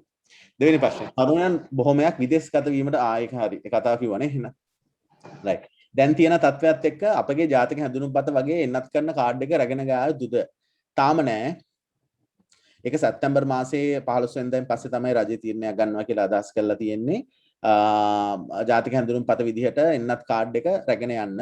ඉතින් මේ අවස්ථාව වෙනකන් පරක්කු කර කර ඉන්න එපා. අන්තිම මොහොතේ පෝලිං වල අපි අර කඩේ බඩු අන්තිම බඩු ටික ගන්න වගේ යන්න ලෑස්ති වෙන්න එපා. මේ ලැබෙන අවස්ථාවේදී මේ ටක් ගාලා ගිහිල්ලා එන්නත ලබා ගන්න. හරි? එන්නත ලබා ඔව් කියන්නේ. ජනේ. දැන් ඩොක්ටර් මේ පළවෙනි එන්නත අරගෙන මාසයක් ඇතුළත දෙවෙනි එන්නත ගන්න ඕනයි කියලා තියෙනවානේ. මාසෙකින්. ඔව්. ඩොක්ටර් ඒක දැන් මම මේ ප්‍රශ්නේ යොමු කරන්නේ දැන් අපේ ගෙදර මායි අම්මයි තාත්තයි තුන්දෙනා ඉන්නේ. තාත්තට පළවෙනි වැක්සින් එක විදලා තියෙන්නේ. අපිට කොවිඩ් ආසාදනය වෙලා ඉන්නේ. දැන් නිරෝධායන කාලය අදින් ඉවරයි. හරි. පොඩ පැහැදිලි නෑ ජනිත් නිරෝධායන කියන්නේ හැමෝටම කොවිඩ් ආසාදනය වෙලා දින්නේ ඔක්කොටමයිට? ඔව් තුන් දෙනාටම කොවිඩ් ආසාදනය වුණා. ඔව් ඒ කියන්නේ නිරෝධායන කාලේ අදින් ඉවරයි. හරි. පස්වෙනිද තමයි ඩොක්ටර් අපේ තාත්තට දින 30 සම්පූර්ණ කොවිඩ් දෙවෙනි වැක්සින් එක ගන්න. දැන් දැන් කොවිඩ් එතකොට අපිට වැළපිලා.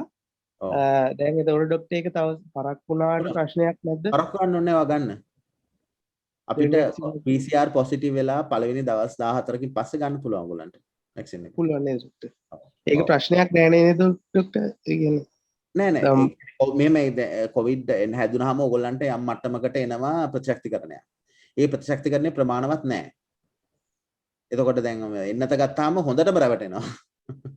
හොඳටම වෙන්නේ එතකොට තමයි. මේ නිකංක ලෙඩේ හැදුනට වඩා හොඳට ඇඟ රැවටිලා මේ තවත් ආරක්ෂා කරනවා. ඒ හින්දා මේ අනික එක සැරයක් හැදිච්ච අය දෙවෙනි සැරේකුත් හැදෙන්න chance එකක් තියෙනවා.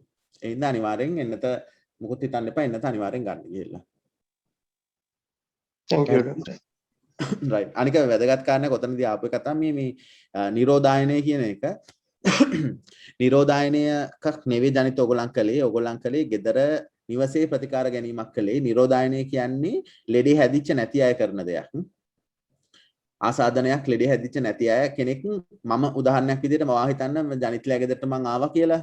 ඔයගොල්ලෝ දන්නේ නැති කාලෙක ඔයගොල්ලන්ට කොවිඩ් තියෙනවා කියලා දන්නේ නැහැ. හැබැයි මම අද ආවා. හෙට ඔයගොල්ලන් දැනගන්නවා ඔයාට කොවිඩ් තියෙනවා කියලා. එතකොට ජනිත් මට ලෙඩේ නැහැ. ඒ වුණාට මම ගෙදරට වෙලා නිරෝධායනය වෙනවා, ක්වරන්ටයින් වෙනවා. මගේ පස්සේ කාලෙකදී ලෙඩේ මතුවෙන්න පුළුවන් හින්දා. તો ලෙඩේ තියෙන අය වැරදි මතයක් විදිහට තියෙනවා වැරදි විදිහට භාෂණ භාවිතයක් වචන භාවිතයක් මේ නිරෝධායනය කියලා ඒක සාමාන්‍ය මිනිස්සු හිතන්නේ මේ මම කියන්නේ නිවුස් පත්තර මාධ්‍යවල හිටන් කියන කතාවක් නිරෝධායනයක් නම් නෙවෙයි මේ අවස්ථාවේදී සිදු වුණේ. පැහැදිලි නේද?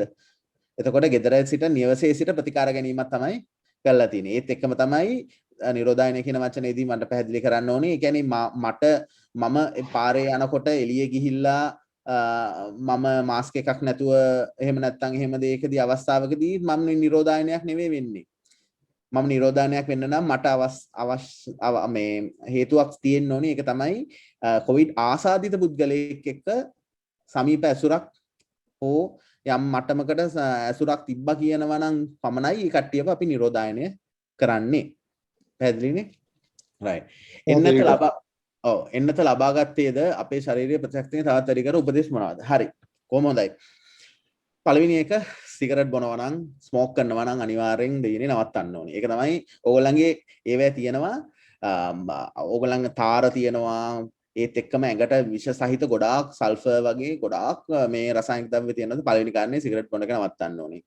මත්පැන් පානය කරන එක පුළුවන් තරම් අඩු කරන්න බලන්න ඕනේ. ඒකෙන් අපේ ස්නායු පද්ධතියට සහ අනිකුත් දේවල් වලට විශේෂයෙන්ම අක්මාවට හානි සිදුවන හින්දා.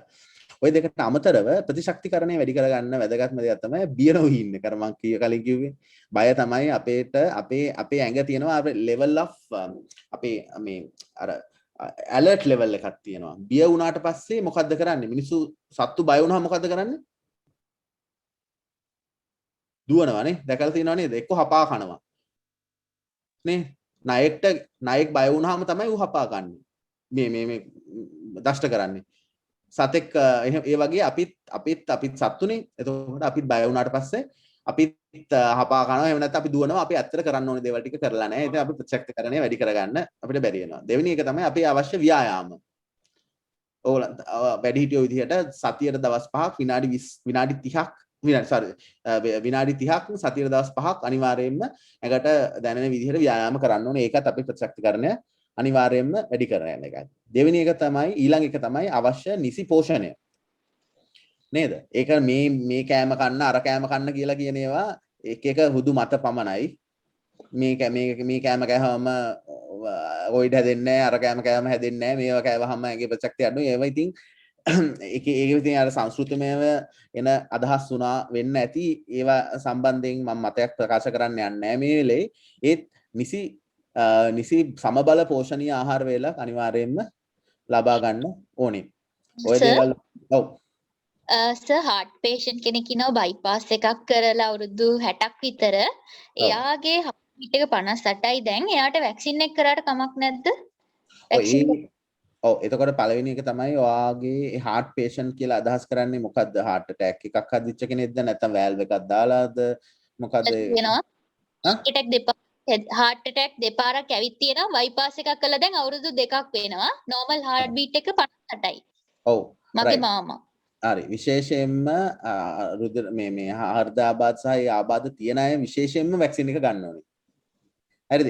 ඒක ගන්න ඕනේ වෛද්‍ය උපදෙස් අනුව. ඒතර ඒ පළවෙනි කාරණේ වැදගත් දේ තමයි ඔයාට දැන් ඔහොම කිව්වට දැන් තියෙන රෝග තත්ත්වයේ ප්‍රමාණය ඒක කොහොමද එයාගේ තත්ත්වය කියන එක සම්බන්ධයෙන් බලන ડોක්ටර්කට තමයි ඒක යොමු කරන්න සිද්ධ වෙන්නේ. ඒක බලන්න ඕනේ ඉන්ඩිවිජුවලි. මට දැන් කෙලින්ම කියන්න බෑ heart patients වලට ගහන්න ඕනද කියලා. හැබැයි ඔය සියලු රෝග තියෙන අයට තමයි වැඩිපුර විශේෂයෙන් ගහන්න ඕනේ. දියවැඩියාව වගේ රෝග තත්ත්වයන් තියෙන අයට. මට සමාවෙන්න ඕනේ මට ඩිරෙක්ට්ලි උත්තරයක් දෙන්න අමාරුයි. හේතුව මම පුද්ගලිකව ඒ පුද්ගලයාව දන්නේ නැති හින්දා. ඒත් එයාගේ වෛද්‍යවරයාට ඒක යන්න කියන්න අනිවාර්යයි. පිළිෂ. හරිද? Excuse me doctor. කියන්න මාලිකා. කවුද? මල්ලිකා නෙමෙයිද? වෙන කවුරු හරි කතා කරන්නේ. කවුරු හරි කියන්න කවන්නේ.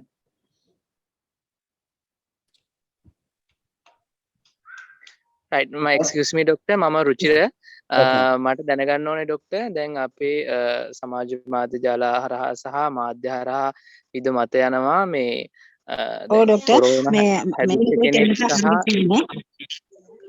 කොරෝනා හැදිච්ච කෙනෙක් හඳුනගන්නේ කොහොමද කියන ගෙදර ඉඳන්ම අපිට දැන් කොරෝනා හැදිලාද කියලා කොහොමද හඳුනගන්නේ කියලා විවිධ පියවර වලට එන්න බලනවා. සමහරලාට කියයි පඩි පෙළවල නැගලා මහන්සිද කියලා මතයකට එන්න බලයි. නැත්නම් එහෙම විවිධ මත ගොඩ නැගලා තිනවා. ඒකේ නිවැරදිභාවය චුට්ටක් සඳහන් කරොතින් ડોක්ටර්. right. දැන් කොවිඩ් ආසාදනය හැදිලා තියෙනවද කියලා එහෙම හොයන්න බෑ. හොයන්න පුළුවන් එකම විදිය PCR හරි රැපිඩ් ඇන්ටිජන් හරි පරීක්ෂණයකින් පමණයි. right. පඩිපෙළ නැගලා මහන්සි වෙනවා නම් කොච්චර තියෙනවද ලෙඩ නේද? ඒවා අර කෙම් වගේ අහලා දැති නේද? කෙම් කියලා තියෙනවා. අර එහෙම එකක් වෙන ආපූසෙක් ගියාම ගේ ඉස්සරහෙන් පහුවට මොනවා හරි අන්නේ වගේ දේවල් වලට වඩා ඒවෙයි වැලිඩිටි එකක් නැහැ. හැබැයි කොවිඩ් ආසාදිතයෙක් නම් ඔයා PCR පරීක්ෂණයකින් හරි රැපිඩ් ඇන්ටිජන් පරීක්ෂාවකින් ආසාදිතයෙක් කියලා තියෙනවා නම් ඔයාට අවශ්‍ය ඔයා රෝහල් ගත වෙන්න ඕනේද?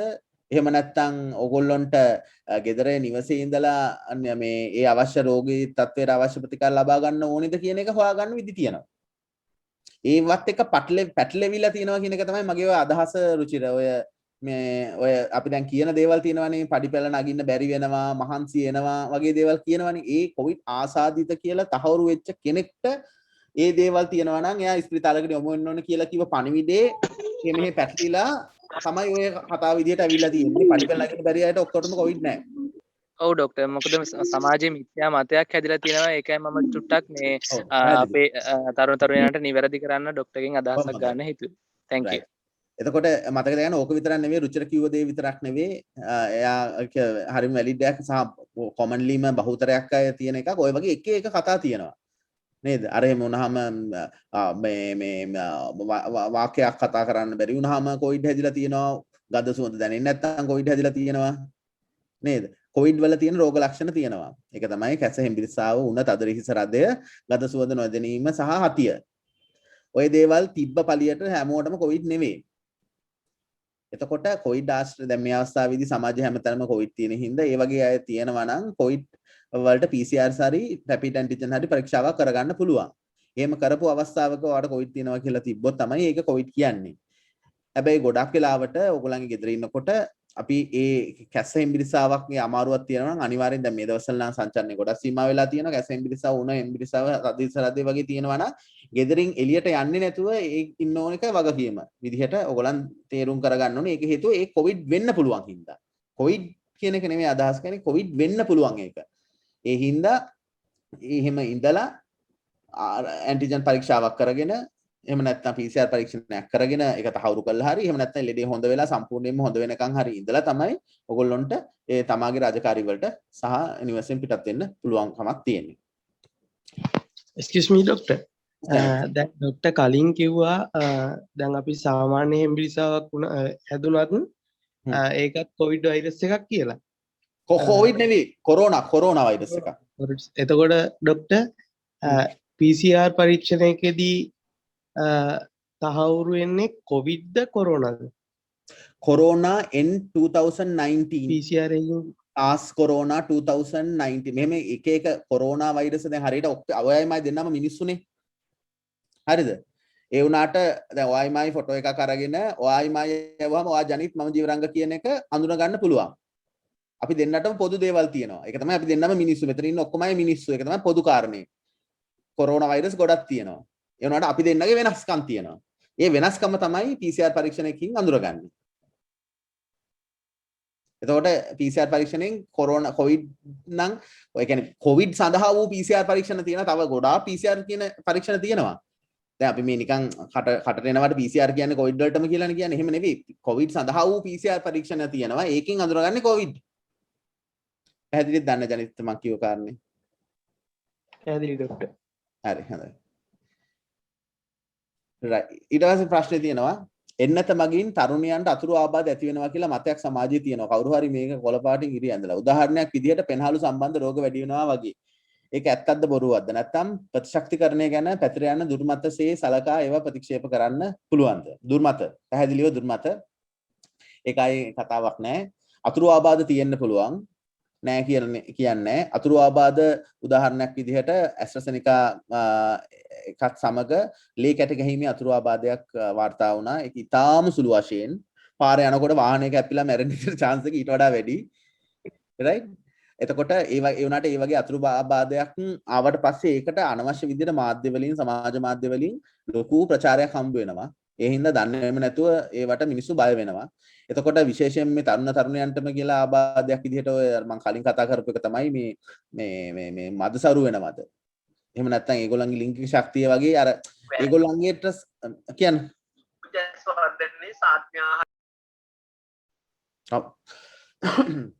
ඒගොල්ලොන්ට අර හිතට වදින බය හිතන දේවල් තමයි සමාජයේ දුර්මත විදියට පතුරවන්නේ. ඒක ප්‍රතික්ෂේප කරන්න මේ අවස්ථාවේදී ඊළඟට පළමු මාත්‍රාව පමණක් ලබාගත් කොවිෂීල්ඩ් එන්නත් කරන ලබාගත් අයගේ දෙවෙනි මාත්‍රාව ඒ හැමෝටම හම්බුණා නේද?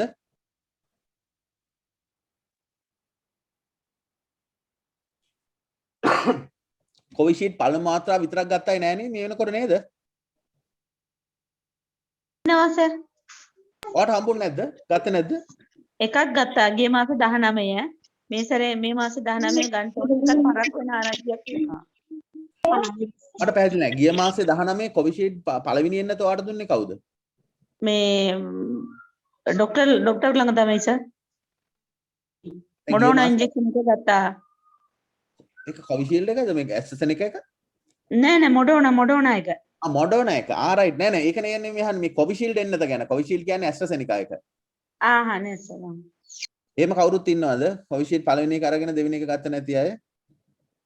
නෑ ලංකාවේ මම දන්න තරමින් නම් දෙවෙනි එක හිතා මතා ගත්තේ නැත්නම් ඇරෙන්න ලංකාවේ සියලු අවශ්‍යතාවයට සැපිරෙන්න ප්‍රමාණයට කොවිෂීල්ඩ් එන්නත ලබා දීලා අවසానයි දෙවෙනි එන්නත.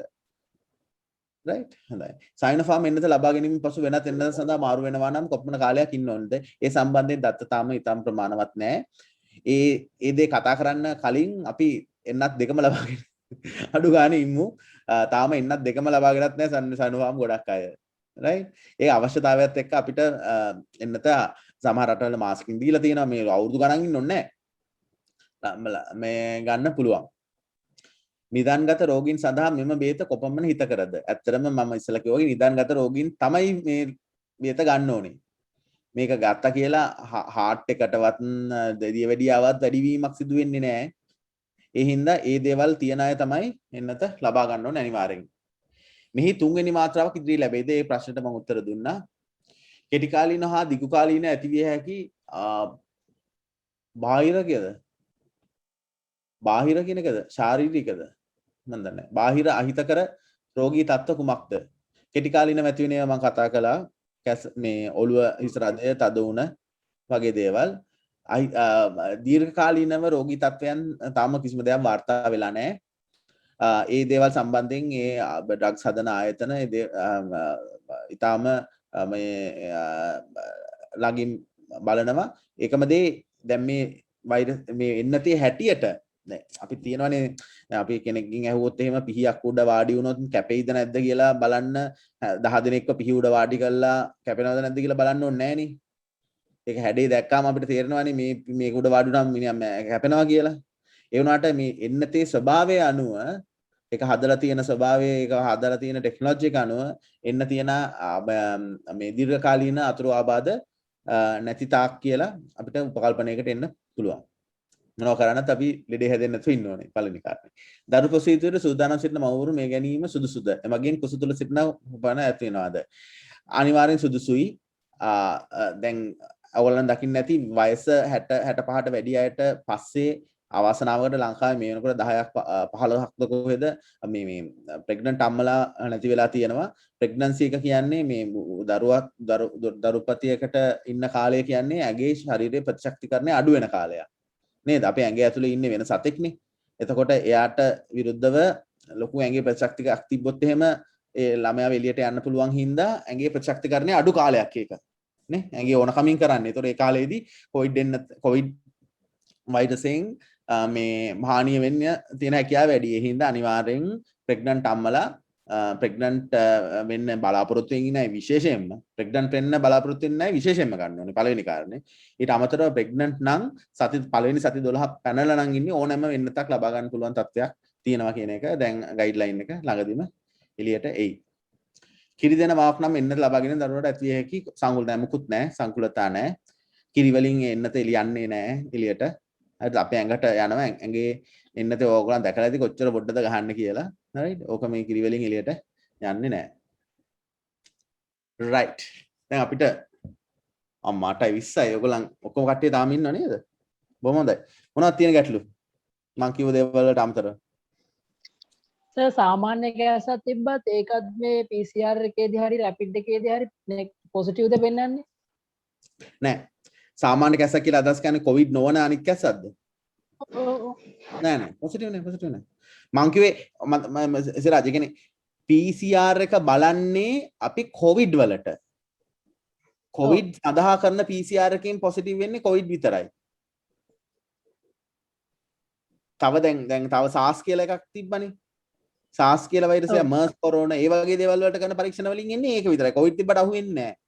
අපි බලන්නේ ඒ අදාළ ලෙඩේ තියෙනවද කියන එක තමයි. වෙන තියෙන ඔක්කොම ලෙඩ අහුවෙන එකක් නෙවෙයි මේක. තව මොනවද ගැටලු තමයි? ඩොක්ටර් දැන් අපිට ඩොක්ටර් කොවිඩ් එක දීලා දවස් 14 ඉවරයි. ඔව්. දැන් අපි සමාජගත වෙද්දී අපේ ඇඟේ තියෙන තවත් වෛරස් තියෙනවද එහෙම කියලා බලාගන්න PCR එකක් නොකර විදියක් නැහැ නේද? නෑ PCR කරන්න පුළුවන්. PCR කළාම ඔයගොල්ලන්ගේ පොසිටිව් වෙන්න පුළුවන්. ඒ කියන්නේ යම් අවස්ථාවක් තියෙනවා. ඔයගොල්ලෝ පළවෙනි දේ තමයි මේ අවස්ථාවේදී දවස් 14 ඉවරනා නම් අත්‍යවශ්‍ය කාරණයකට ඇරෙන්න. ඔයගොල්ලන්ට MOH PHI මහත්තයා එළියට යන්න කියලා තිබ්බා. අත්‍යවශ්‍යම කාර්යයකට ඇරෙන්න. දැන් මේ විශේෂයෙන්ම මේ කාලෙදී. දැන් මේ ආයි කොවිඩ් හැදෙන්න පුළුවන් කාලයක් යන්නේ. හරිද? ඔය එක සැරයක් කොවිඩ් හැදෙනවා කියන එකේ තේරුම ආයි හැදෙන්නේ නැහැ කියන එක නෙවෙයි මේ ජනිත්. right? ආයි හැදෙන්න පුළුවන්.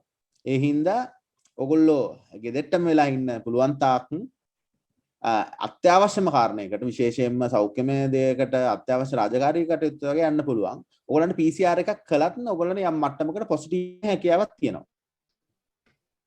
PCR එක නෙගටිව් වෙනකන් ඉන්නවා කියන එක සාර්ථක විසඳුමක් නෙමෙයි.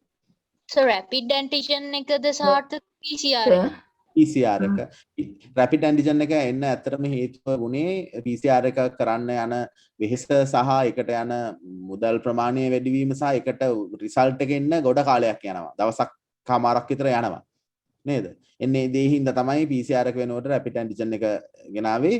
ඒක ඕනම වේගෙන් ඉක්මනට කරන දෙයක් වගේ rapid antigen එකේ තියෙන sensitivity එක. ඒ කියන්නේ අපි කියනවා ඒ රෝගය හඳුනා ගැනීමේ හැකියාවත් රෝගය නිවැරදිව හඳුනා ගැනීමේ හැකියාවත් යම් මට්ටමක වෙනසක් තියෙනවා. ඒක අඩුයි. ડોක්ටර් මගේ මහත්තයාට අවුරුදු 65ක් වෙනවා. හරි තර්ෂ. අවුරුදු 65ක් වෙනවා. එයාට පෙනිසිලින් ඇලර්ජික්. ඔව්. එතකොට බෙහෙත් මේ විදින්න ගියාම කිව්වා මේ ICU බෙඩ් එකක් මේ කරලා ඕනි කියලා මේ බෙහෙත් විදින්න. එතකොට ඒකෙන් ප්‍රශ්නයක් වෙයිද මොකද? මෙහෙමයි. දැන් ඒක ඇත්තේ මාතට විදින්න බෑ. දැන් ඔය කියන විදිහට penicillin allergy කියන්නේ injectable penicillin allergy එකක් තියෙනකොට ස්පිරිතාලයක ඒ වගේ විශේෂ අවස්ථාවක් විශේෂ අවශ්‍ය දේවල් ටික පාවිච්චි කියන්නේ අවශ්‍ය පහසුකම් නැතුව විදින එක ගැටලු සාගතයි. ඒ කියන්නේ ඕනෑම වැක්සින් එකක තියෙනවා ಜಾති දෙක තුනක්. ඒ කියන්නේ වැක්සින් එක තියෙනවා වැක්සින් එකත් එක්ක එන තියෙන තවත් සංඝටක. ඔය සංඝටකත් එක්ක තමයි ඔය ඇලර්ජි එක එන්න පටන් ගන්නෙ. හරි? විශේෂයෙන්ම. නැතුව වැක්සින් එකෙන්ම නෙවෙයි. දැන් අපි දැන් බේත් පෙත්තක් ගත්තාම පැන්ඩෝල් පැන්ඩෝල් විතරක් නෙවෙයි තියෙන්නේ නේද? පිටි තියෙනවා. ඒක හයි කරන ගම් එකක් තියෙනවා. ඒ වගේ ඒ දේවල් වලින් තමයි හැදෙන්නේ. ඉතින් ඔයාට කරන්න තියෙන දේ ඇත්තටම ICU බෙඩ් එක මේ අවස්ථාවේ හොයාගන්න අමාරුයිනේ.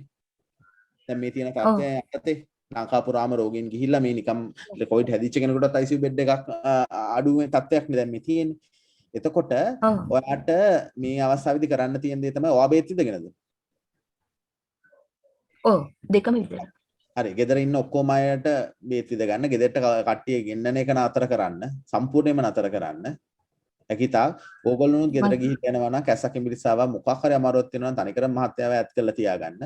එහෙම තියාගෙන යම් අවස්ථාවක් එන්නේ සමාජයේ ඔයගොල්ලන්ට ICU බෙඩ් එකක් ගන්න පුළුවන් අවස්ථාවක්. ICU බෙඩ් එකක් ගන්න නෙමෙයි ICU බෙඩ් එකක් වෙන් කරගන්න. ඒකේ availability එකක් තමයි බලන්නේ.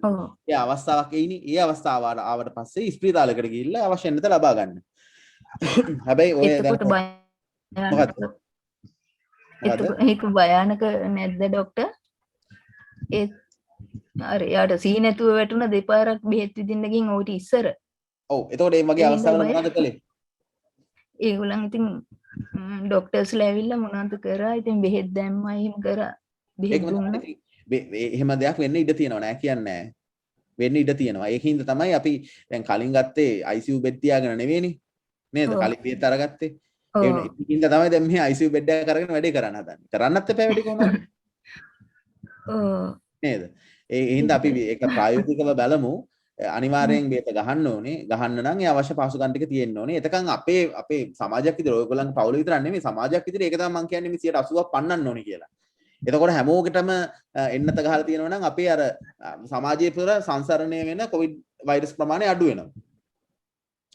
නේ? එතකොට දන්නේම නැතුව වයසක අය බේත් ගහපු නැති අය සහ බේත් හරියට වැඩ මේ ගත්තේ නැති අය වගේ අය බේරෙනවා.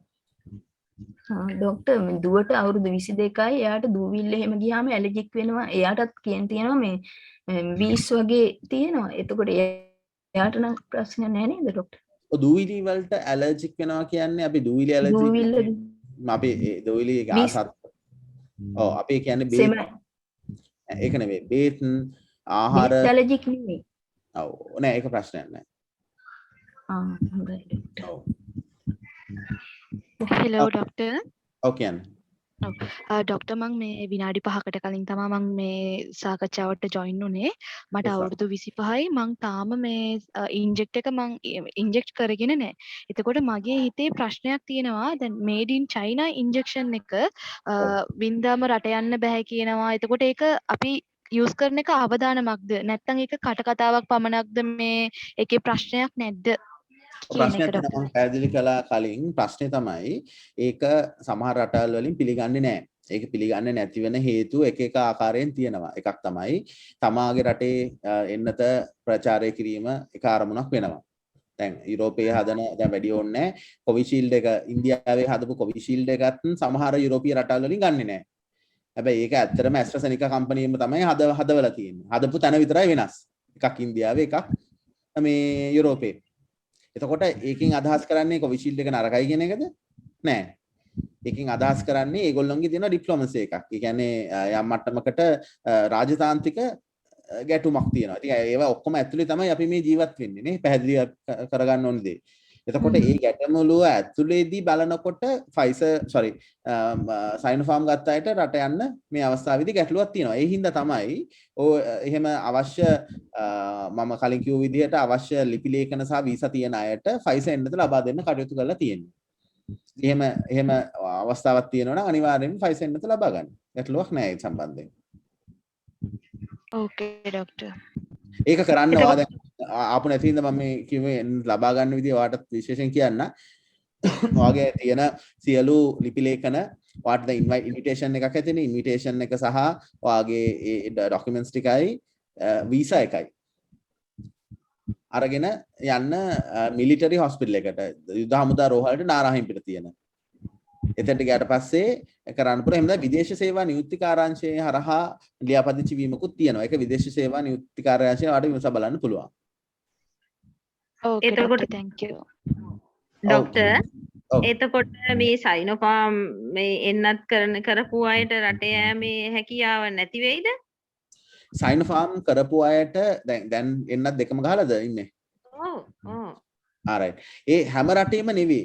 රට කියන එක ඒක වැරදි මතයක් පැතිලා තියෙනවා. දැන් අපි උදාහරණයක් විදිහට යුරෝපයේ රටවල් කිහිපයක් තියෙනවා සයිනෝෆාම් වලට අවස්ථාව ලබා දෙන. එතකොට යන රට අනුව ඔයා මොකද යන්න බලාපොරොත්තු වෙන රට? ඔද ජපාන් වගේ යනවනම් ඒක පොඩ්ඩක් බලන්න ඕනේ. මට ඔෆ් හෑන්ඩ් මට එකපාරටම කියන්න අමාරුයි මේ රටට තියෙනවද කියලා.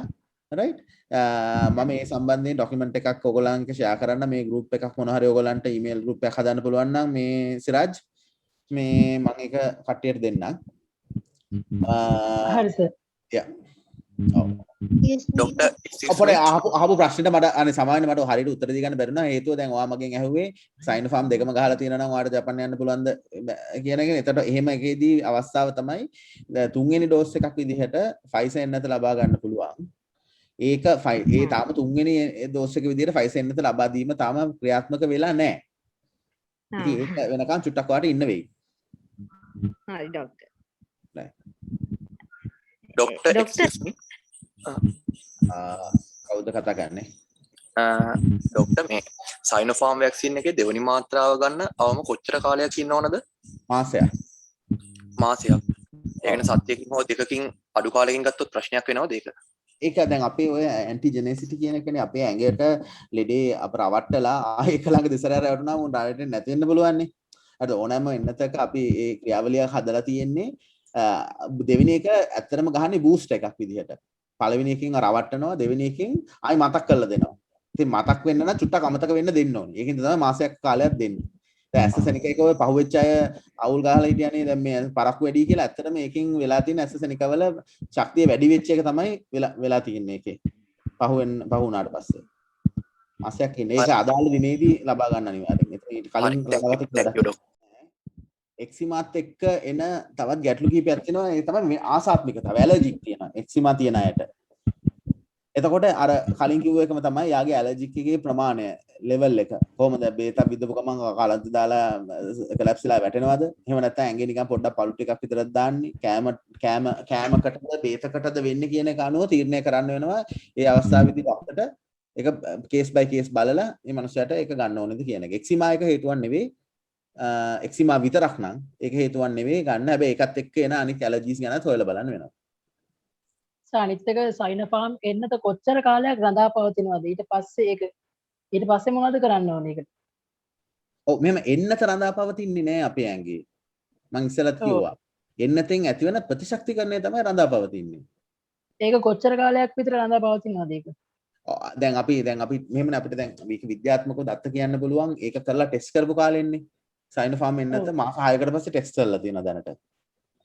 එතකොට මාස 6ක් යනකොට අවශ්‍ය ප්‍රතිශක්තිකරණය ඇඟේ තියෙනවා කියන එක අවම වශයෙන් මම කියන්නේ මාස 6න් පස්සේ ඉවරයි කියන එක නෙමෙයි ඒකේ අදහස. ඒක වැරදිට අර්ථකථනය කරන අවස්ථා තියෙනවා. ඉතින් ඒ කියන්නේ අපි අර මරණකම් තියනවද නැද්ද කියන එක දැනගන්න පුළුවන් ඉන්නේ මරණකම් හිටියොත් තමයි. නේ? සහ යම් කාලයක් ගියාට පස්සේ එතකොට ඕක මේ කියන්නේ සමාජයේ දැන් ඔක්කොම අපි හිතමු වැක්සිනේෂන් එක ගත්තා කියලා. එතකොට වෙන්නේ සමාජයේ ලෙඩේ හැදෙන්න පුළුවන් මිනිස්සු ප්‍රමාණය අඩු වෙනවා. එතකොට ලෙඩේ පැතිරෙන එක අඩු වෙනවා. එතකොට ඔයා හිතනවා සුරාජ්ගේ මාස 6කින් වැක්සිනේෂන් එකේ කවර් එක නැති වෙලා ගියා. ඒත් ඔයාට ලෙඩේ එන්න තැනක් නැහැ. අනිත් අය ගහගෙනනේ. ඒක තමයි හර්ඩ් ඉමුනිටි කියන්නේ. මේ ලෙඩේ තනියෙන් බේරෙන්න බෑ මේ ලෙඩේ. සමාජයක් විදිහට රටක් විදිහට ලෝකයක් විදිහට දිනනවා ඇරෙන්න. Thank you, sir. Right.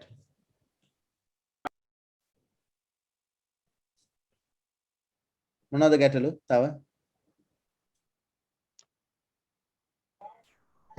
Hello doctor. Okay. Doctor. ඔව්.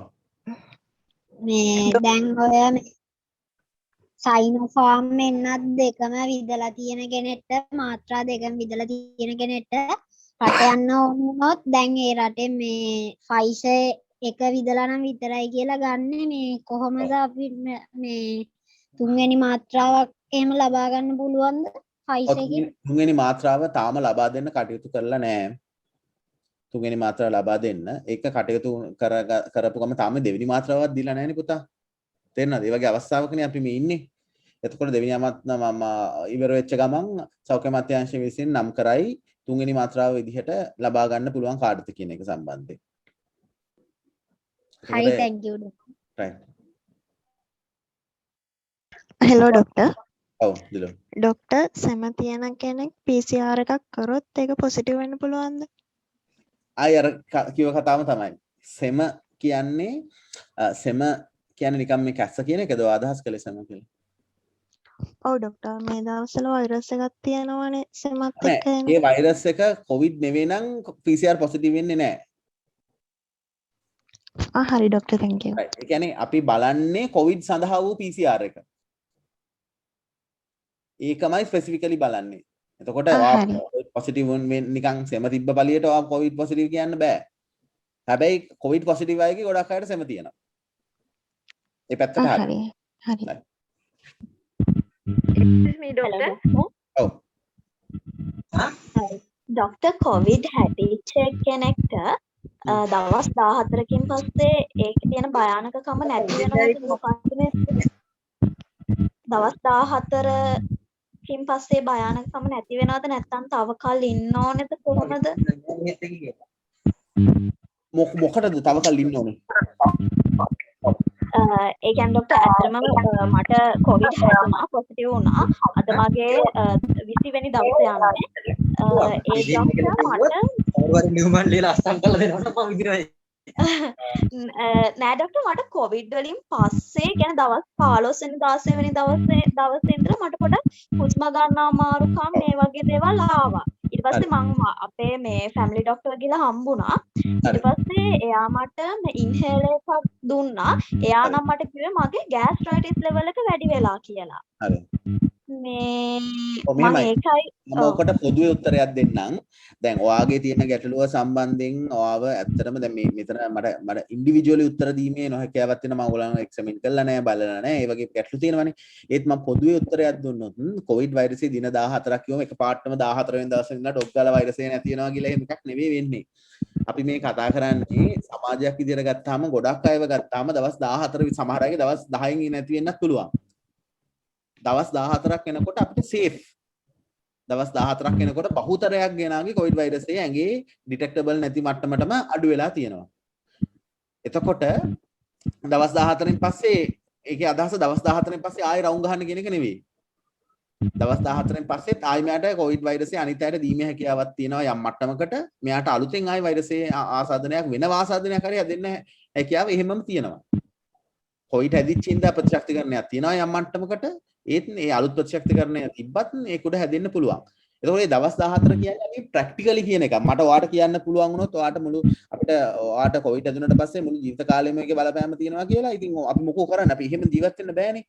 එතකොට අපි කියනවා දැන් අපි සාමාන්‍යයෙන් කියනවා ඔය මතේ ඇවිල්ලා තියෙන්නේ මෙයා අපේ ඔය සමාජයේ ඔය කම්මුල්ගාය සරම්ප ඒ වගේ ලෙඩත් එක්ක අපි කියනවනේ අර දින ගණන් කරලා ටක් ගාලා ඒ දින ඉවර වෙච්ච ගමන් අපිට හොඳයි වගේ. එහෙම අපේ සංස්කෘතියේ තියෙනවනේ දෙයක්. ඒකෙන් හින්දා තමයි කොවිඩ් වලටත් එහෙමයි අපි හිතන්නේ. අපි හිතනවා දින 14 වෙනකන් ලෙඩේ තියෙනවා 14න් පස්සේ ලෙඩේ නෑ කියලා. එහෙම එකක් නෙවෙයි. මේක ග්‍රැජුවලි තමයි අඩු වීගෙන යන්නේ. 14න් පස්සෙත් යම් මට්ටමකට රෝගී අවස්ථා තියෙනවා විශේෂයෙන් උස්ම ගැනීමේ අපහසුතා දේවල් තියෙන්න පුළුවන්. එතකොට ඒ වගේ අවස්ථාවකදී මේක මාගේ කොවිඩ් හින්දා ආපු එකක් නෙවෙයි කියලාම කියන්න බෑ. හැබැයි වෛද්‍ය ප්‍රතිකාර ලබා ගන්න ඕනේ. කොවිඩ් වලට විශේෂයෙන් බේතක් නැහැ. ඒ හින්දා කොවිඩ් වලට ගන්න කියලා බේතක් නැහැ. තියෙන්නේ ඔයාගේ අමාරුකම් අපහසුකම් නැති කරන්න තමයි එතකොට බේත ගන්න තියෙන්නේ. හරි doctor thank you so much. hello doctor. දැනට රට යන්න බලාපොරොත්තුවෙන් ඉන්න නමුත් වීසා පාස්පෝර්ට් නැති කෙනෙක්ට ෆයිසර් එන්නත විද ගන්න හැකියාවක් තියෙනවද? තාම බෑ. ඔයාට අවශ්‍යතාවයන් එතකන් ඔයා අනිත් එන්නත් අරගෙනත් නැද්ද එතකොට? නෑ තාම අරගෙන නෑ. වයස කීයද? 30ට අඩුයි මම. 30ට අඩුයි. ආයෙත් ඉතින් තාම ගැටලුවක් නෑ. අපි දැන් මේ 70%ක් එන්නත් ලබා දීමෙන් පස්සේ තමයි අපි ෆයිසර් එන්නත මේ third dose එකක් විදිහට ලබා දෙන්න බලාපොරොත්තුවක් තියෙනවා. හැබැයි ඔයාට ඔයාගේ අවශ්‍ය මේ දේවල් ටික ඉක්මනට ලෑස්ති කරගන්න පුළුවන් නම් ඉක්මනට ගිහිල්ලා ෆයිසර් ගන්න පුළුවන්. හරි thank you ડોක්ටර්. ડોක්ටර්. ඔව්. අපි අර වැක්සින් එක ගැන දන්නේ නැති ගොඩාක් දේවල් දැනගත්තා. මම අහන ප්‍රශ්න නිකන් හැමෝටම තියෙන ප්‍රශ්නයක් වගේ. ඒ කියන්නේ ડોක්ටර් අපේ පවුල් වල අය ළඟම ඥාතීන් ගොඩක් අය මැරෙනවා අපිට පෙනිපෙනී ඉද්දි මැරෙනවා. එතකොට අඩුම ගානේ පාංශු කොලයක් නැතුව මැරෙනවා. එතකොට ડોක්ටර් තියෙන ප්‍රශ්නේ අර හැමෝටම තියෙන ප්‍රශ්නයක් විතර කවද ඉවරේ ડોක්ටර් මේක? අර ડોක්ටර් මුලින් ඇහුවා ඒක කවද ඉවරේ ડોක්ටර් මේක? නෑ මෙහෙමයි අපි ලෙඩේ ප්‍රශ්නකින් ඉන්නේ මේක දැන් මොනවා කරන්නද මොනවා කියන්නද කියලා හිතා ගන්න බැරුව. right. පාඩු වෙලා ඒ පැත්තකින් මොකක්ද කරන්නේ අපි? ඔව්. මෙහෙමයි පුතා. ඒ කියන්නේ ලෙඩේ ලෝකයේ මෙතෙක් කල ඇති වෙච්ච ලෙඩවල් වලින් ඉවර කරලා තියෙන එකම එක ලෙඩයි වසුරිය විතරයි. අනිත් ලෙඩම මේ මානව ඉතිහාසයේ ඇති වෙච්ච හැම ලෙඩම තාම තියෙනවා. හැබැයි ඒ ලෙඩේ ප්‍රමාණය අඩු වැඩි වෙනවා. මේ හැදෙන මිනිස්සු ප්‍රමාණය මිනිස්සු මැරෙන ප්‍රමාණය අඩු වැඩි වෙනවා. මිනිස්සු මේ මාස් දාගෙන මේ මිනිස්සුන්ගේ ඈත් වෙලා ඉන්න වෙන්න තියෙන අවස්ථාව අඩු වැඩි වෙනවා. දැන් උදාහරණයක් විදිහට අපි ගත්තොත් එහෙම නවසීලන්තේ බලන්නකෝ මේ වෙනකොට නවසීලන්තේ මේ වෙනකොට මිනිස්සු කිසි ප්‍රශ්නයක් නැතුව ඉන්නවා. ඔස්ට්‍රේලියාව බලමු කැන්බරා බලමුකෝ. ඒගොල්ලන් හොඳට ඉන්නවා. ලබන මාසෙකින් බෝග් ගාලා ඕන්න ආයි මුළු රටම වහලා දානවා. නේද? එතකොට මේකත් එක්ක අපිට ටික කාලයක් ඒක හරියට මට කියන්න බෑ. ඒක මම හිතන්නේ මේ විලේ කාටවත් කියන්න පුළුවන් කියලා මීට අවුරුද්දකට කලින් මෙච්චර දෙයක් වෙයි කියලා ඔයගොල්ලන් හිතුවද? නෑනේ. කවුරුත් හිතුවද? අපිත් හිතුවද? නෑනේ කවුරුත් හිතුවේ නෑ. එතකොට මේක අලුත් ලෙඩක් අලුත් තත්ත්වයක්. හැබැයි දැනට තියෙන දත්ත අනුව සහ දැනට මේක යන මාර්ගය අනුව බැලුවොත් මේක ළඟදී ඉවර වෙන එකක් නෙමෙයි. අපිට ඇඩ්ජස්ට් වෙන්න, අපි ඒකට හැඩ ගැහෙන්න, අපේ ජීවන වෘත්තිය වෙනස් කරගන්න, අපි ක්ලාස් දාපුවා ඔන්ලයින් ක්ලාස් කරන්න, අපි යන තැන්වල ප්‍රමාණය අඩු කරන්න, ආශ්‍රය කරන යාළුවෝ ප්‍රමාණය අඩු කරන්න. මම අර කිව්වා ඩ්‍රීම් එක හරියටම කරන්න. ඒ දේවල් වලට පුරුදු වුණොත් අපිට යම් හෝප් එකක් තියාගන්න පුළුවන් මේක අඩු වෙලා යයි කියලා. ඒත් මට දිනයකින් මෙන්න මෙච්චර දවසකින් ඔහොම කිව්වනේ කට්ටිය මතකද මාසයෙන් හොඳ වෙනවා කොවිඩ් ඉවර වෙනවා කියලා කිව්ව මිනිස්සුත් හිටියානේ. වුණේ නැහැ නේ. එහෙම වෙන්නේ නැහැ. ලෝකෙ කිසිම දෙයක් එහෙම ස්ථිර වශයෙන් මෙදා ඉවර වෙනවා කියලා දෙයක් වෙන්නේ නැහැ.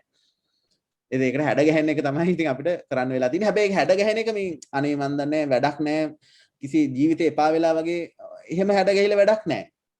මුකුත් කරගන්න දෙයක් නැති හින්දා හැඩ ගැහිලා වැඩක් නැහැ. අපි හැඩ ගැහෙන්න ඕනේ ඒකෙන් පොසිටිව්ලි දෙයක් ගන්න.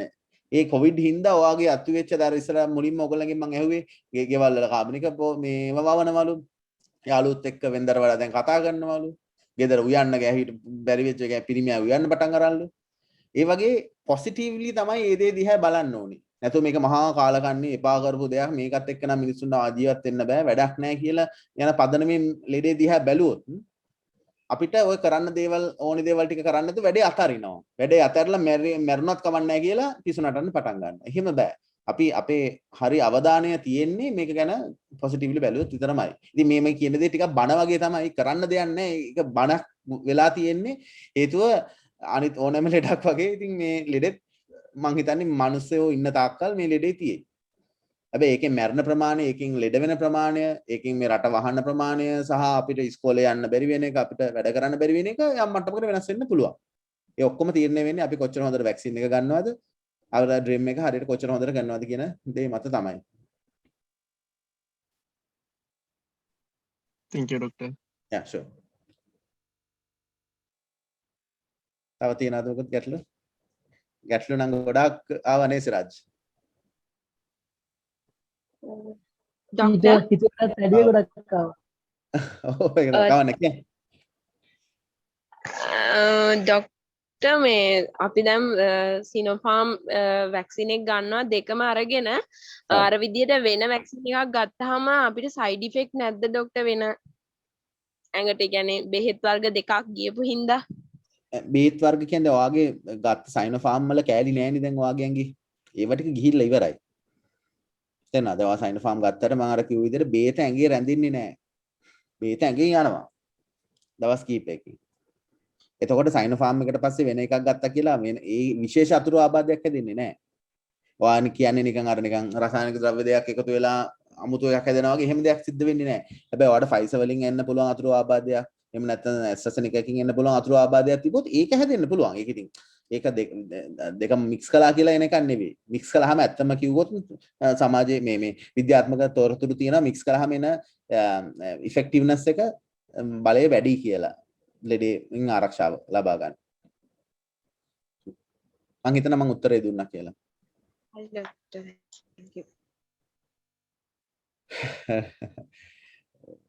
මොකද රාජ් කියන්නේ අපි තව නානින්ද අදිනවද කට්ටියට? මං හිතන්නේ පොදු ප්‍රශ්න ගොඩකට උත්තර දුන්නා.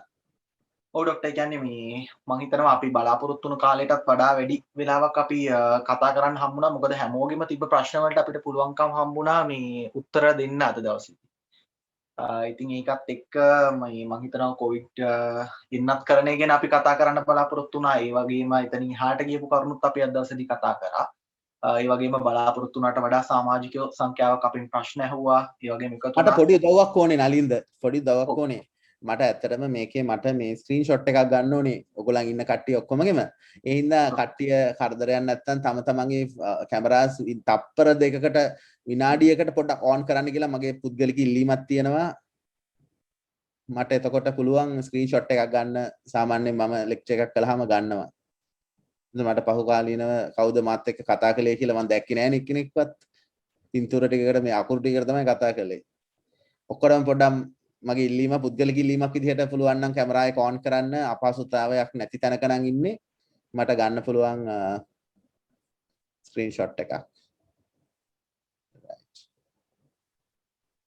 විනාඩියක් දෙන්නම් මම ගන්නම් ස්ක්‍රීන්ෂොට් එක.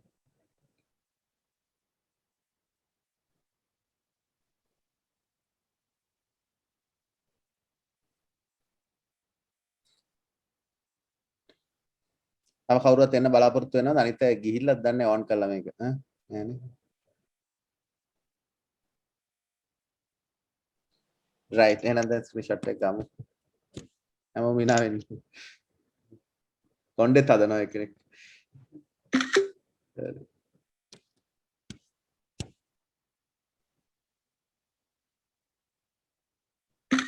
right, thank you. right, thank you. හරි Nalinda, thank you sir. Doctor අද දවසේදී ඉතින් අපි කතා කරපු විදිහටම අපි බලාපොරොත්තු වුණාටත් වඩා වැඩි දෙයක් මම හිතනවා අපිත් එක්ක එකතු වුණ හැමෝටම විස්තර බෙදා හදා ගන්න පුළුවන් වුණා කියලා.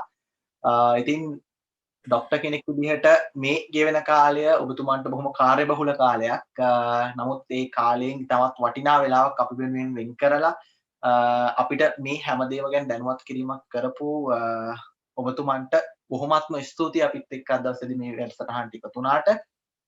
ඒ වගේම අද දවසේ අපේ මේ වැඩසටහනත් එක්ක අපේ ආරාධනය පිළිගෙන එකතු වුණු යෑන් සමූහයේ සියලු දෙනා සහ එපිට අනිත් සියලුම දෙනාටත් බොහොමත්ම ස්තුතියි කියලා අපි සඳහන් කරන්න කැමතියි. ඉදිරියටත් අපිත් එක්ක එකතු වෙලා කටයුතු කරන්න කියලා අපි ඩොක්ටර්ගෙන් බොහොම ආදරයෙන් සහ ගෞරවයෙන් ඉල්ලා සිටිනවා. මට විනාඩියක් දෙන්න. මම මුලින්ම තැන්ක් මගේ උත්සුත්වය දෙන්න ඕනේ යන් ශ්‍රී ලංකා ආයතනයට. ඒත් එක්කම මේ දේ සම්බන්ධයෙන් මම කාලයක් තිස්සේ දන්නවා සිරාජ් මට කතා කළා. ඒ දේ මම ඊයේ කතා කළේ මම දවසෙම කැමති වුණා. ඇත්තටම තරුණ ළමයි එක්ක තමයි මේ දේවල් කතා කරන්න ඕනේ. තරුණ අයට තමයි ගොඩක් විට අවශ්‍ය තොරතුරු නිසි ලෙස යන්නේ නැත්තේ. හේතුව තරුණ අය පචහැලි නිකන් කියවනවා කියන්න කැමති නෑ. ඒගොල්ලන් කැමති එන්ගේජ් වෙලා කතා සාකච්ඡා කරන්න. ඉතින් මං හිතනවා යම් මට්ටමකට මං කරපු විදිහ ක්‍රමවේදය යම් සාර්ථකත්වයක් ඇති කියලා මට හැඟෙනවා. හේතුව මම ඔයගොල්ලන්ව පුළුවන් තරම් කතා කරගන්න උත්සාහ කරගත්තා. ඔයගොල්ලෝ බොහොම කැමැත්තෙන් කතා කළා. ඉතින් ඒක පළවෙනි කාරණය. මම ස්තුතිවන්ත වෙනවා ඔයගොල්ලන්ට මේ දේවල් මට ආරාධනා කිරීම සම්බන්ධයෙන්. මම ඔයගොල්ලන්ට යන්න කලින් එකම එක දෙයක් කියන්න ඕනේ. හරි මේ සමාජයේ අපි අමාරු කාලයක් ගත වෙන්නේ. අපේ ආදරණීයන් අපි ඇත්තටම අපි ළඟින් ඉන්න මිනිස්සු සහ අපි වුණත් කවදා හරි ළඟදිම වුණත් අපිටත් යම් මට්ටමක ආබාධයක් ඇති වෙන්න පුළුවන්. මෙතන ඇත්තටම කොවිඩ් හැදිච්ච අයත් හිටියා. මම ඇත්තටම කැමතියි ඒගොල්ලෝ මේ අවස්ථාවේදී ඒගොල්ලන්ගේ අදහස් සහ ඒගොල්ලන්ගේ හිතට දැනෙන විදිය ගැන පැකිලීමකින් තොරව විවුර්තව කතා කිරීම ඇත්තටම මම අගය කරනවා. ඒගොල්ලන් කැමරාස් ඕන් කළා. ඒක ඇත්තටම සමාජය තුළ මේ කොවිඩ් රෝගයට මුලින් ඔයගොල්ලන්ට මතක ඇති එනම් බියක් තිබ්බා නේද? ඒ කියන්නේ මහා කොන් කිරීමක් වුණා. ඒක මට සතුටුයි යම් මට්ටමකට. ඒක තවදුරටත් යම් මට්ටමකට ඒක පහව ගිහිල්ලා කියන එක ගැන මට පොඩි ඉඟියක් ආවා. ඒ හැසිරීම තුලින් ලොකු සතුටට කාරණයක්.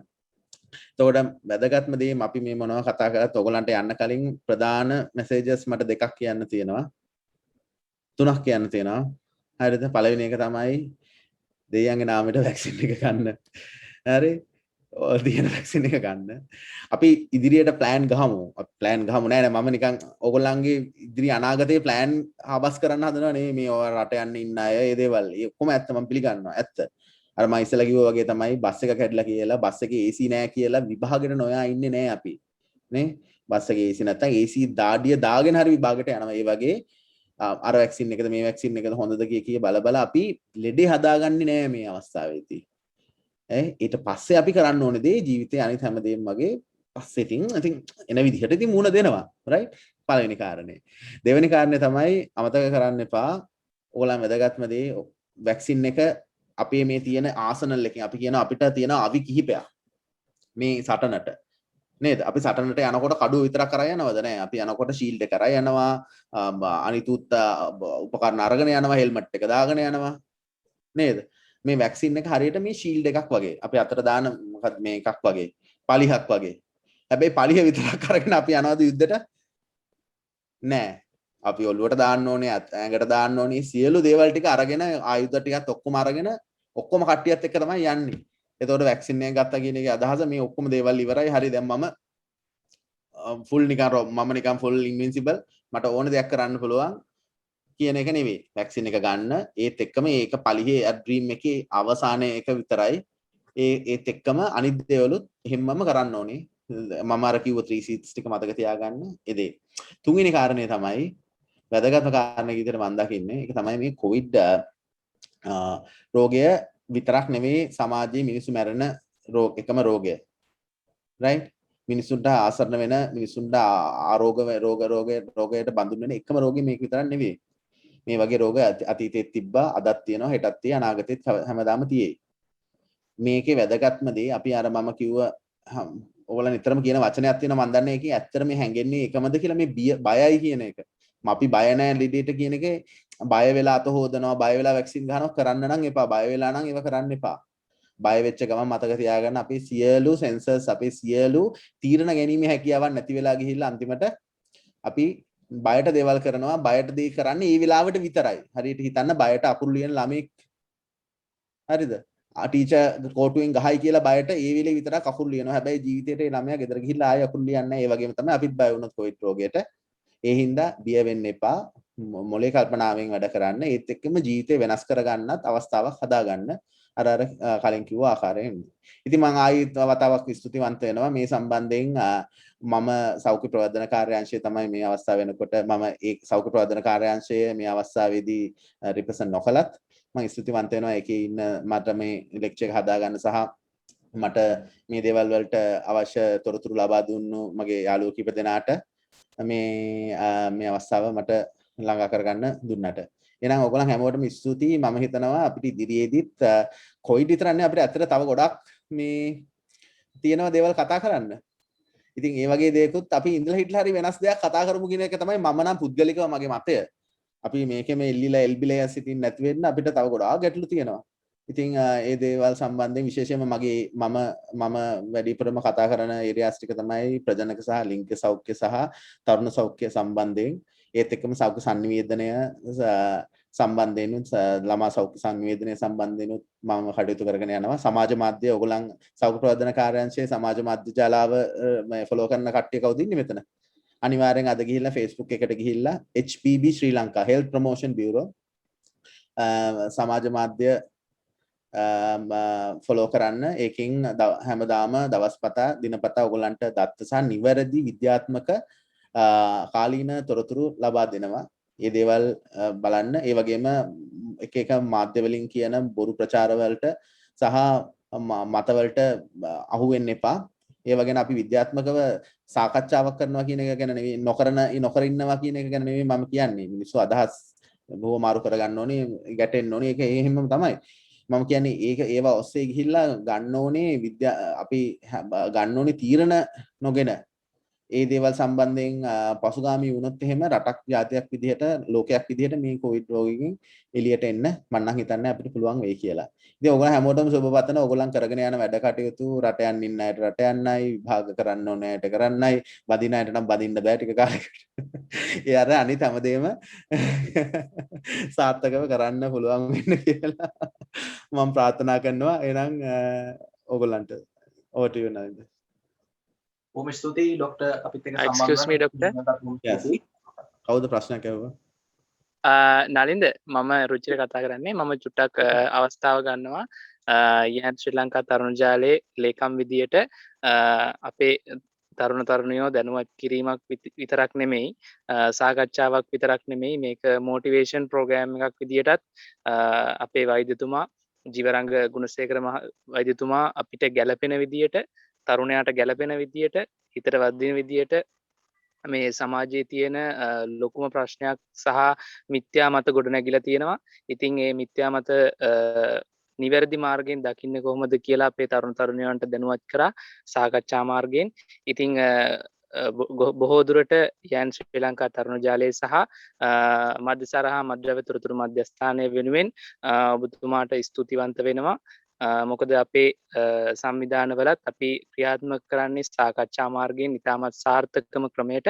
ඉතින් ඒ ක්‍රමවේදයම ඔබතුමා දියත් කරා. ඒ දියත් කරලා අපේ තරුණ තරුණයන්ට තියෙන ප්‍රශ්නවලට ඉතාමත් හිතට සරලව දැනෙන විදියට අපිට තේරුම් ගන්න පුළුවන් විදියට ඒ ප්‍රශ්නවලට පිළිතුරු යොමු කරා. ඉතින් බොහොමත්ම ස්තුතියි. කාර්යබහුල වේලාවක අපේ තරුණයෝ වෙනුවෙන් මම හිතන්නේ කාලය බොහෝ දුරට ඉක්මවා ගිහිලා තියෙද්දිත් ප්‍රශ්නවලට ඉතාමත්ම මිත්‍රශීලීව උත්තර ලබා දුන්නා. ඉතින් යන් ශ්‍රී ලංකා තරුණ ජාලය සහ මධ්‍යසරහ මධ්‍යව තොරතුරු මධ්‍යස්ථානය වෙනුවෙන් ඔබතුමාට බෙහෙවින්ම ස්තුතියි සහ ඉදිරි වැඩ කටයුතු සහ නිරෝගීව සාර්ථක කරගන්න හැකි වෙන්න කියලා ප්‍රාර්ථනා කරනවා. බොහොමත් ස්තුතියි වෛද්‍යතුමනි.